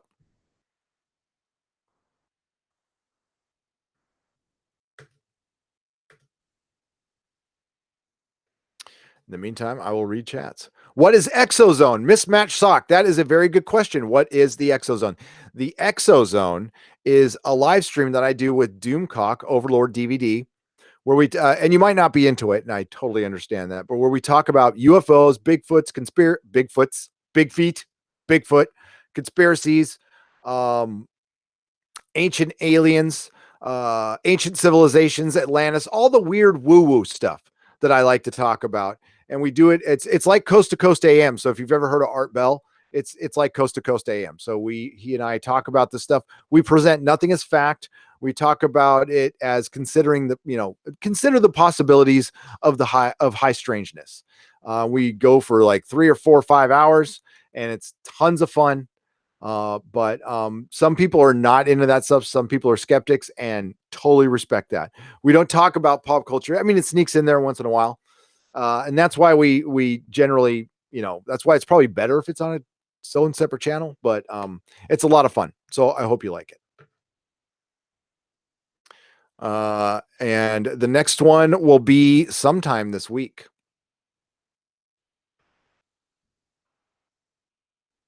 Okay, $10. I got $10. Oh, and now the name just went away. Now, guys, in the notes, all right, this is from Thundercats Ho. Thank you so much. Just because you're a handsome bearded man, I appreciate that. God, stop it. So when you send me PayPal notes, definitely let me know if you don't want to read it, and also put in, if your name doesn't match, put in what your screen name is for YouTube if you can. I mean, if you can, listen, dude, and dudettes. I accept anything. I try not to tell you what to do. This is amazing. You guys are great. You do not have to do this. This was just to be informative, to tell you what's going on, because the worst part of, I mean, like, I can still do the Nerdrotic Nooner, but I want it to get to everybody. And but that, not, you know, I'm gonna have to make a video on the channel telling everybody what's going on, because not everybody's going to read the community section or go to my Twitter or go to my Facebook group or go to my Facebook account. Yeah, I have a pretty open Facebook account, so if you just friend me, I'll say yeah. You can't grow a beard. Are you female, or are you some people can't grow beards, that's right. Honestly, I mean, there's a trade-off though. There's a trade-off there where you probably on the lucky end of that trade-off. We won't get gross, but you know what I'm talking about. Exozone switches between Nerdrotic and Overlord DVD. Yes, we go back and forth, but I guess it's going to be here from now on. Will aliens accept Article 13? They must have, quote, fan of quote, because well, the aliens obviously run the EU through the Illuminati. So they must, I think they wrote it. Exozone is a blast, says Derek. Thank you so much. Make Exozone a podcast. You guys are great together. That's the plan. So you can get some Exozone on iTunes, and where else? On Player FM and any mirror iTunes site if you subscribe to Nerdrotic on iTunes, because I'm on iTunes. I back up everything as audio podcasts. Or you can go to nerdrotic.com and you can listen to it there.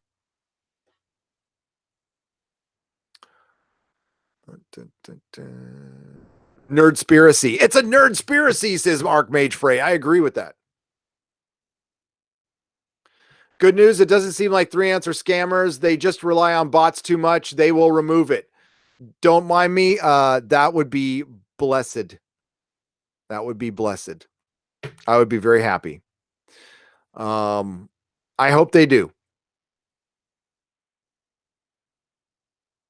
And I will say that openly to any entertainment company. While I will not back down on my speech one bit, if certainly I would prefer you reaching out to me before you hit me with a copyright strike, and I would be willing to work with you as far as re-editing my video to take out a picture or something like that. I don't mind. As a matter of fact, from here on out, I'm probably not going to be using any. So that's fine. It's on Doomcock's channel. It's on Overlord. You got a mismatched sock. It's Overlord DVD. I'll have to get the link for you. If you have access to Twitter, or better yet, if you're subscribed to Nerdrotic Mismatched Sock, I will share that link in the community section on the Nerdrotic channel in about an hour, and you can get it there. Or maybe one of my fine wait, is Pen Farm Girl in here? I gotta mod you. I gotta mod some people. Dude, Streamlabs, trust me, I'm on it. I am so on it. By the way, you're a moderator, Odin. Mark Lazerth. I'm just getting the moderators for my other channel. Pen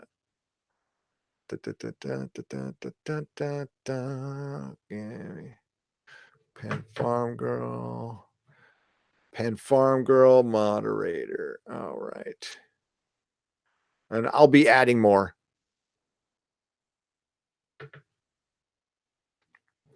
Okay.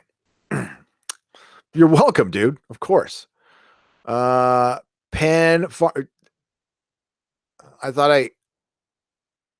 Didn't I hit you as moderator? I did. How come it's not showing? That's weird. Oh, I hit you up as a moderator, Pen. So that's why I just said. Yes, I'm gonna have to. You're right. I'm gonna have to diversify. So okay, Twitch is coming. Subscribe Star is done. I've already started that. Actually, I have my own website. So I honestly think the best path to go would be to maybe if I'm over Patreon completely, I would replace it with just going to my website. You could subscribe there. There's a format to subscribe to, but I need to get it built, and the store is going to be involved in that too. I'm hustling on that. Twitch is happening like real soon. I'm going to do that too. Subscribestar, like I said, and Streamlabs for sure. Diversifying. Yeah, this is the kick in the ass I needed. It totally is. So, I am free right now. If you want me to jump on and explain a little bit about Streamlabs, sure. Let me get you. I'm going to DM you an invite here. Let's get Odin on here. I can go for a little while longer, but I do have to get my ass moving.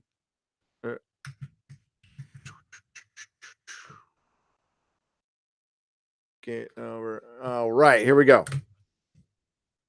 Link set. Oh, and hang on, I gotta put on my headphones too. Gotta put on those headphones. So I'm gonna go mute for a second, folks, but I'm not going anywhere. Actually, I'll just do that.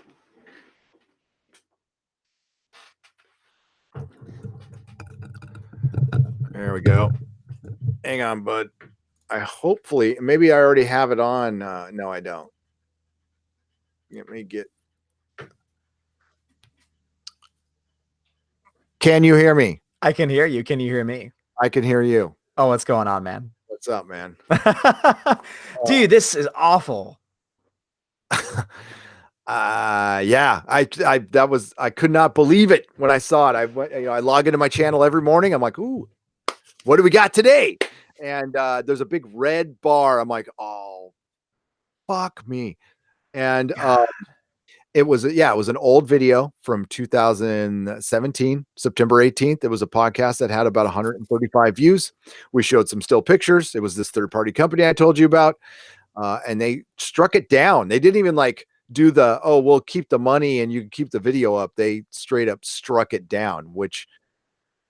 And that's why I hate YouTube, because their system is so broken, because any of these third-party companies can literally just file a claim. And if they have these bots or whatever manually claim it, because of the way the system's set up, you don't get a chance to appeal it right away, like immediately. You don't get a chance to challenge it immediately. Like, what would be a better system is, here's a warning, or we're going to manually review it, and we'll let you know that we're going to manually review it. And if there is anything there, it'll be taken down, but you have time to take it down. Like, that would be a sensible thing, right? But no, what they do instead is, if someone claims something, and you can appeal it, but you're going to be down for 3 months, and then it's going to take forever to get in contact with us, etc. Like, it's just so stupid. It is. And I'm thinking of like, is there any way? And there isn't. What the only way there would be to fight this is, and I hate to sound all union, okay, because I'm not that type of person, but it would have to be like goddamn near every major content creator. I mean, like the millions, the guys in the millions, putting up for us smaller ones. Like, like if all the 100,000 ones and 50,000 ones said, we're not going to broadcast for 2 weeks, which would kill us, by the way. Yeah. It wouldn't matter. But if PewDiePie said, I'm not going to put out content for a month unless you change something, and it would have to be a bunch of them. It would have to be anti-series. It would never happen. So it's a dream. But I honestly think even if he did it, I think if he alone made a statement saying, all right, I'm going to like unlist all my videos so that way there's no ads playing on them, so that you literally get nothing. Because at this point, he doesn't really need it, because he's got his own brand now. Yep. He's got traffic to a website. So he's definitely got other monetary means to be able to survive without it for a bit. So if he wanted to, he really could like have a major impact. And I hope that you and others who have been affected in this way, along with everything else that's going on in YouTube recently, reach out to him, because if he covers something, it gets done. Like, seriously, like he may not be liked by YouTube, but they need him. I mean, he's almost got 100 million subscribers. So yeah, I mean, listen, this is my fault. Okay. For relying on this 100%. It was supposed to be channel and comic store, but starting the comic store would take any time I would have to do the channel. So I'm like, I'm going to focus on the channel. It's doing good. And honestly, my stuff was pretty safe. I didn't think and I thought I had gotten rid of all of it. And honestly, I don't think I did anything wrong in this, but I made sure now, but I should have been diversifying already. So for those And that I might did. just be joining, all you did was in the video show an image. That's all you did. That's all I did. Yeah, that's fair use because you're talking about the image. Yep. It's not that you're just like saying this is my image. You're saying here's an image. Let them talk about it. Okay, that's obviously fair use. And if YouTube had a good system, they would have said yes. So we're not going to do anything. But now you get the strike. You can't stream for 3 months unless they, of course, you're allowed to appeal. Or they actually. Here's the thing: you can appeal it, but then how long is it going to take for them to heal your appeal? That affects your live stream schedule. Yep. That affects everything else. Like seriously, like they do not care about content creators, and that's what's wrong with all of this. Yeah, and a simple, being so cut and dry in the beginning is pretty harsh. I think if like just one warning, I think that's all anybody would understand. Is like Absolutely. give us one warning and give us a certain amount of time to just either edit the video, upload. I think most people would just delete the video and say fine. Yeah, but the corporations who fight this shit know that, and they want. I think they just pressed. I think they used. I mean, they were doing this before, but I think they used the adpocalypse to strengthen their position. And YouTube probably had to capitulate to this. It's a stupid system. But whatever. No, and that's the reason why. Like I was saying, like why Streamlabs is great because have you ever used OBS before? Yep. All right, so it's OBS, and there's two different ways to use it. You can either use it through your actual OBS like app, or you can download a dedicated Streamlabs app. I prefer the dedicated Streamlabs app because it comes with certain features like a built-in chat. So literally, you have one window open. You can see your live YouTube chat as it's going on. You have a list of events, meaning anytime someone sends a super chat, anytime someone sends a donation, subscribes, it all shows up in this nice little feed that you can follow, and you're in one window, and that's it. And you can control everything from this one window. And what's also great about it is, as far as with donations are concerned, is because you can set up a system so that way people can donate through Streamlabs, through, by credit card, by PayPal. And the best part about all those things, YouTube doesn't get a cut of any of it. And it's fantastic because all through Streamlabs. And so because it's a credit card, the only thing that you don't get is the credit card fee. So if someone sent you $10, you get what, $9.60. Compare that to when someone sent you $100 on YouTube through Super Chat, you get what, $70 maybe? $68. Yeah. So they take a giant cut. You don't get that same kind of cut. So if people donate on Streamlabs, you get more of it. And also because, as you know, with paying with a credit card or with PayPal, you get that money almost instantaneously. With PayPal, it's like in a second. With credit cards, I think it takes maybe 2 or 3 days to process. But either way, you get the money more quickly, you get more of it. And also when YouTube does crap like this, they can't stop people from donating to you on that service through Streamlabs, through the credit cards, etc. So that's why anyone that ever streams and does a lot of streaming, I recommend it because it is kind of hard to get everything set up at first. But then once everything is, it's all just clicking live and then knowing how, to shift through scenes. And it's great. It's so good. And because especially it would be perfect for this right now because you'd be streaming on here right now and you would still be able to get, donations through PayPal, through credit cards. And also you can have it set up so that when someone does donate through those means, through your Streamlabs link, you can have it pop up. So their name will pop up and a message can pop up. So it gets the same stuff. You just don't get it in the actual YouTube chat. Instead, it shows up on your video, which I personally think is better. Yep. So it's basically a good way of saying, yeah, screw you, YouTube. I don't need your nonsense. Wow, I was so nice to them up until now. I'm a little ticked, but yeah, the next nooner, which will be tomorrow, folks, right here, we'll be on the Streamlabs. Cool. It's gonna happen. I'm gonna get it set up. I got, goddamn. The thing is, I'm just about to go on a trip. I just spent a bunch of money on a machine. I just spent money on Chicago plane tickets. I'm like, oh, fuck, by the way, really? I'm so excited that you're going to Chicago because I just found that out the other day, and I'm so pumped. I can't wait. Me, you, and Jeremy, the 3 people that don't drink or do anything else, all chilling with our cups of coffee or whatever. Exactly. Jeremy will have his Yoo-hoo, and I'm gonna buy him a case of Yoo-hoo just because. I love that guy. If you see him again, you tell him I love that guy, man. I haven't even met him in person yet. He's supposed to be coming by this week. Yeah, because he's been like, oh yeah, I'm gonna have to make a trip over there, and never has. So he finally settled on a day on an actual live stream. So the channel's gonna hold him to it. But I don't think he's coming. He's supposed to be coming Thursday. I don't think he's coming. He's driving out there from Florida? from Florida. How long of a drive is Not that? long. He's in the Panhandle. And Okay. so from the Okay. Panhandle to New Orleans, it's about like 3 hours. So Oh, it's not too long. yeah. You should go, Jeremy. Yeah. Stick to your word, buddy. Damn right. Dude, and everybody, applause for Odin's movie blog, by the way, helping out, just coming in, and yeah, definitely subscribe to him. So thank you. That's no, a and great channel. dude, you're almost to the point of monetization here. By the end of the day, you're going to be past that point probably. Oh, Jesus. That's why, as I said, since you'll probably take time, again, we don't, that's the bad thing with YouTube. You don't know how long it's going to take. And so because you don't know how long it's going to take, you can't wait on YouTube's time. And so with this, you get it set up. The only time limitation on Streamlabs is that you can't take credit card donations right away. And that's just because they don't want a bunch of people just making up random accounts, etc. So you just need to prove that you've been on for it took, I think, a day for me to be verified as a real person. And then it could take credit cards, but you can still do PayPal. And so people can still donate through the Streamlabs using PayPal, etc. And it's awesome. That's brilliant. So when you get home later, let me know and I will try and walk you through the process because it's pretty straightforward, but it can be a little bit tricky too because you have to set up, with the OBS, you have to set up scenes and everything. And that's like the toughest part is just getting everything the way that you want it to be. But once you have it set up, it's just, it's beautiful. I love it. Sounds kind of fun though. Dude, I even reached out. Okay. So my wife has 2 clients who work at YouTube. She's calling them now. I'm pulling every string I can.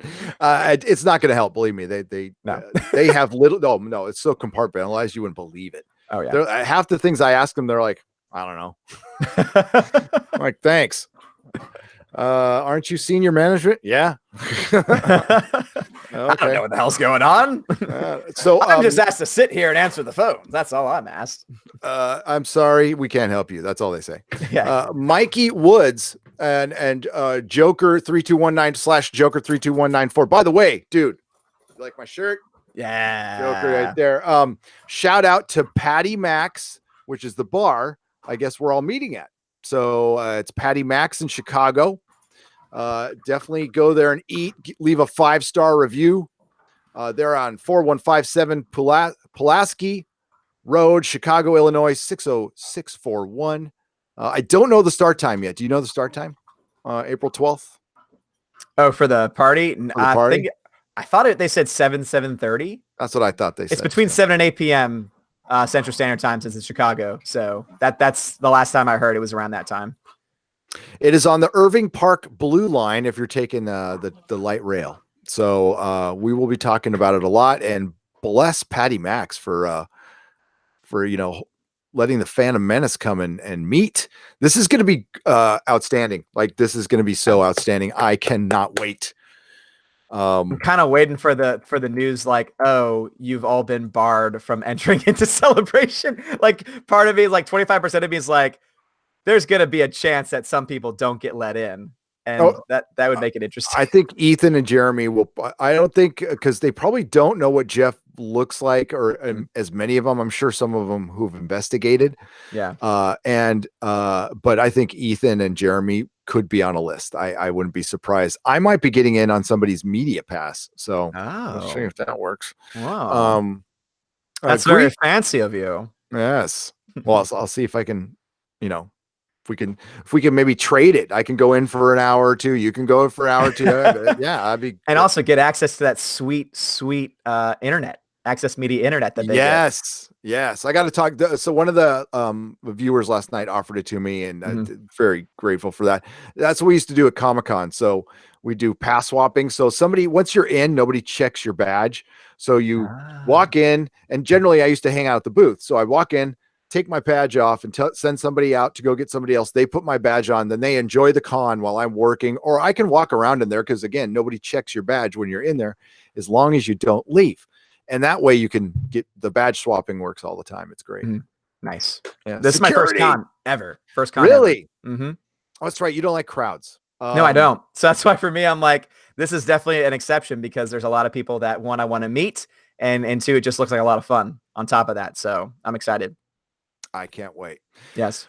All right, everybody. I'm gonna wrap this up. There are people who you're gonna have to bear with me here because there are people who donated very generously on PayPal, and like the website is slow. So I'm just gonna read up Now somebody, Caleb, Caleb, it's gone now, but and I'm glad it is, because he offered like an exorbitant amount of money, like really insane. So I want to say, Caleb, your heart, you are a beautiful person. You have a good soul. Please keep that money. I mean, that's like, I'm not dire yet. And if I was dire, I would let you guys know and do a GoFundMe or something like that. But that was just way too much. And thank you for the sentiment though. That is awesome. Thank you, Odin, for donating $50. That's a lot of money. No, seriously. I just, this is something, and I said this in the chat too, like, this is easily one of my favorite channels right now. I literally, and I show this on my live streams all the time.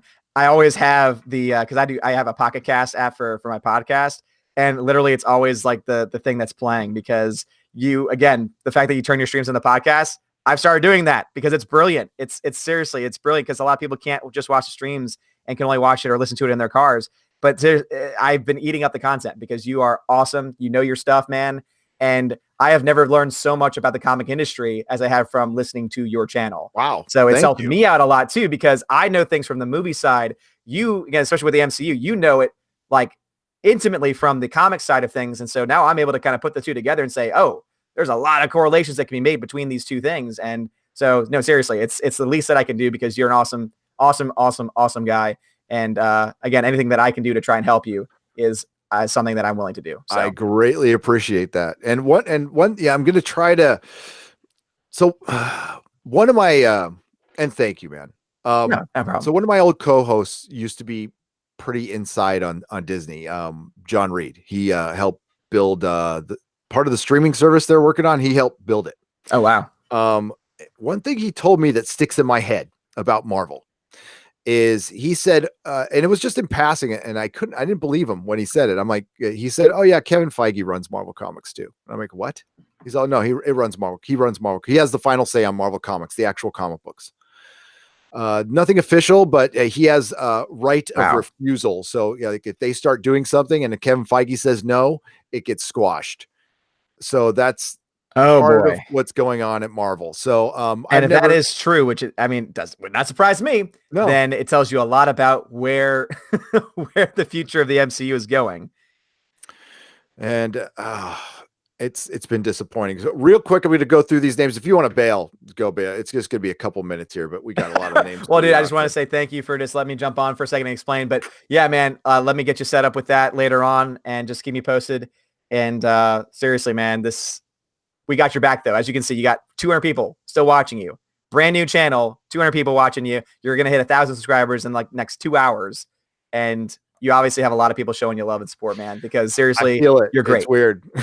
You're great. We got you. And, we know that, you're okay as far as, everything else, but we got your back, and anything that we can do to show that and support you, we're going to do it. So can't wait to talk to you later, get you set up with that, because trust me, it'll be one less thing to worry about, because people are still going to be able to interact and stuff. So anyway, thanks for having me on, man. And good luck. Keep me posted on everything. Okay. All right. Thanks, man. Good. Cheers. All right. Odin, everybody. Odin. Gordon's alive. I just love doing that. I need to get those Flash Gordon figures. I saw that figure he had. I need to have that. All right. I'm going to read some names here, because we have some generous, just kind people looking out for the channel. And actually, I got to go back a few.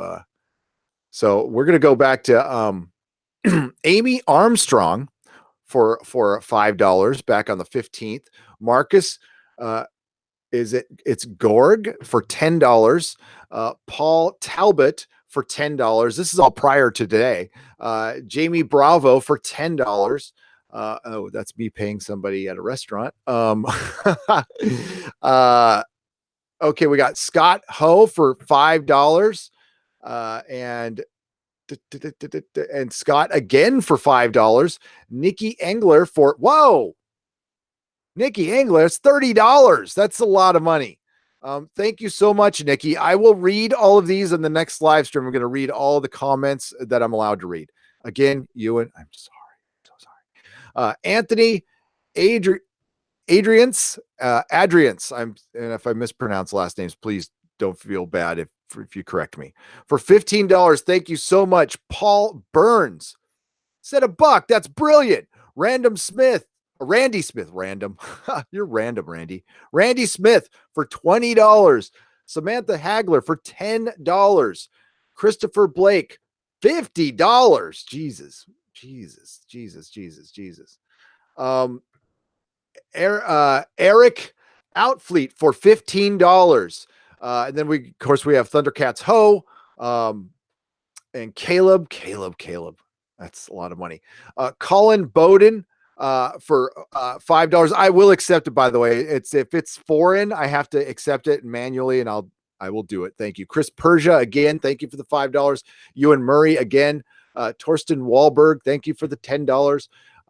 Morton Peterson and Ewan Murray. Now, sometimes I might be reading names that for people who don't want to be identified. If I do accidentally do that, I will not associate it to your screen name, so it doesn't dox you. In the future, I will just read these through the comments and just tell me like how to refer to you and stuff, just so I don't like dox you, because I might have just said somebody's name. So just don't say, hey, don't say my name, and then nobody will know it was you. But thank you so much. And I do totally understand why people want to remain anonymous here. It's obvious, really. Look at the crap we get. Look at just for saying something simple like I don't really like the female doctor, and you run out of town. So thank you all so much for your generosity. I'm kind of speechless at this point. I feel like everything's going to be all right. Everything, as long as we're together. And we certainly still need YouTube. Okay. YouTube is the place where we all come together. It has given us a platform to do this. I am grateful for it. I understand there are rules. I wish they would be a little more adult about their rules, and a less draconian, but I understand why they have rules. But there's getting to be too many of them. And Article 13 and Article 11 are a big problem. So I'll be doing a video on that later. In the meantime, please go check out Dave Cullen's video on it. It's quite brilliant. I'm approaching 900 subs. That's unbelievable. That's unbelievable. That is great. I will call you Bear. Call me Bear on Facebook. Bear, I will call you Bear. Bear. Call me Bear.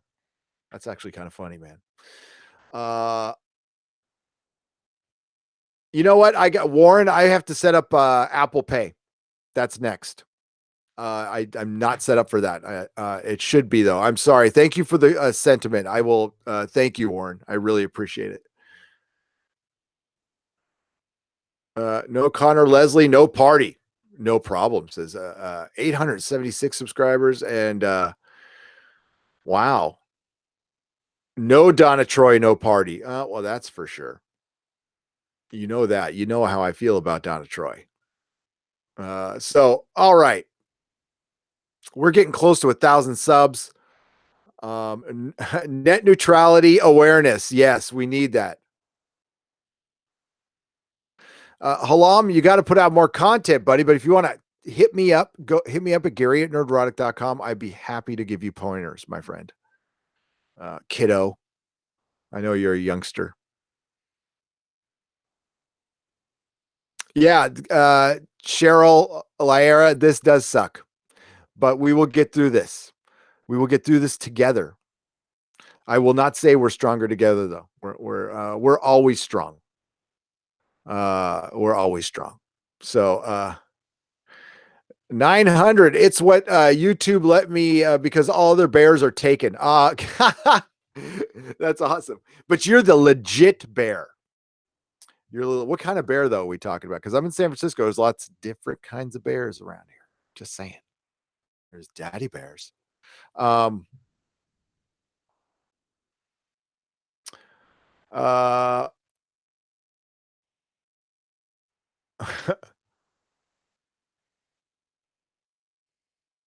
watched a little bit more of The Expanse last night, Mary Ashby and Nerdrotic Live, and all I can say is, wow, yes.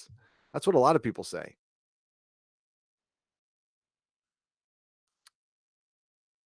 That is awesome. The Hunky Chunky Funky Monkey has told me that Odin and Josiah are tweeting out the copyright strike and the support. So guys, thank you so much. I really appreciate it.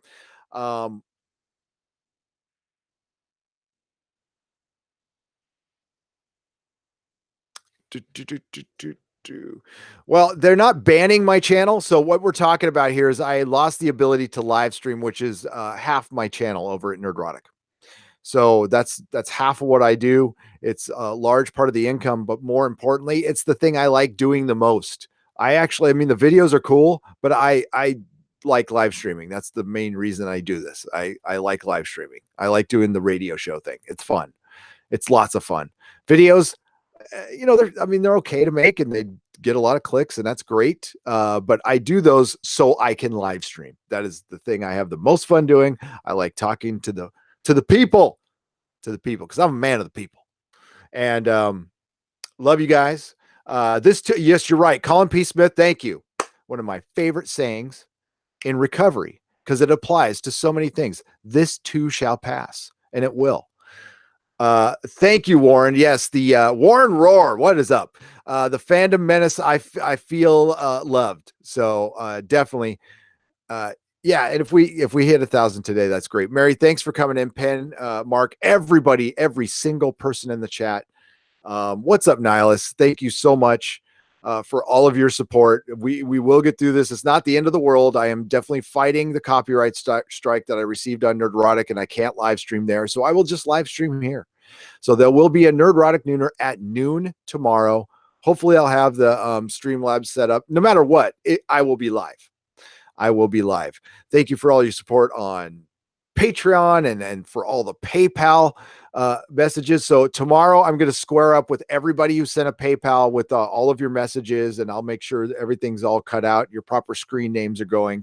And I think I've found a way that I can do this while we're live, and it'd be more streamlined. So again, thank you so much. I do have to run because I've got to make some videos and get to the gym and get my day going, because I've pretty much been in here since the morning and it's almost 2:00. So time to get going. Native prayer sent, brother. Thank you so much. Again, guys, thank you. And we will totally beat this. And that we do not kneel. The fandom menace does not kneel. We are solution based and we just find another way. We find another way. We're at 915 subs. That is brilliant. Thank you, Graham Strauss. Thank you, everybody in the chat. Love to you all. May the small folks sing songs of your greatness. See you tomorrow.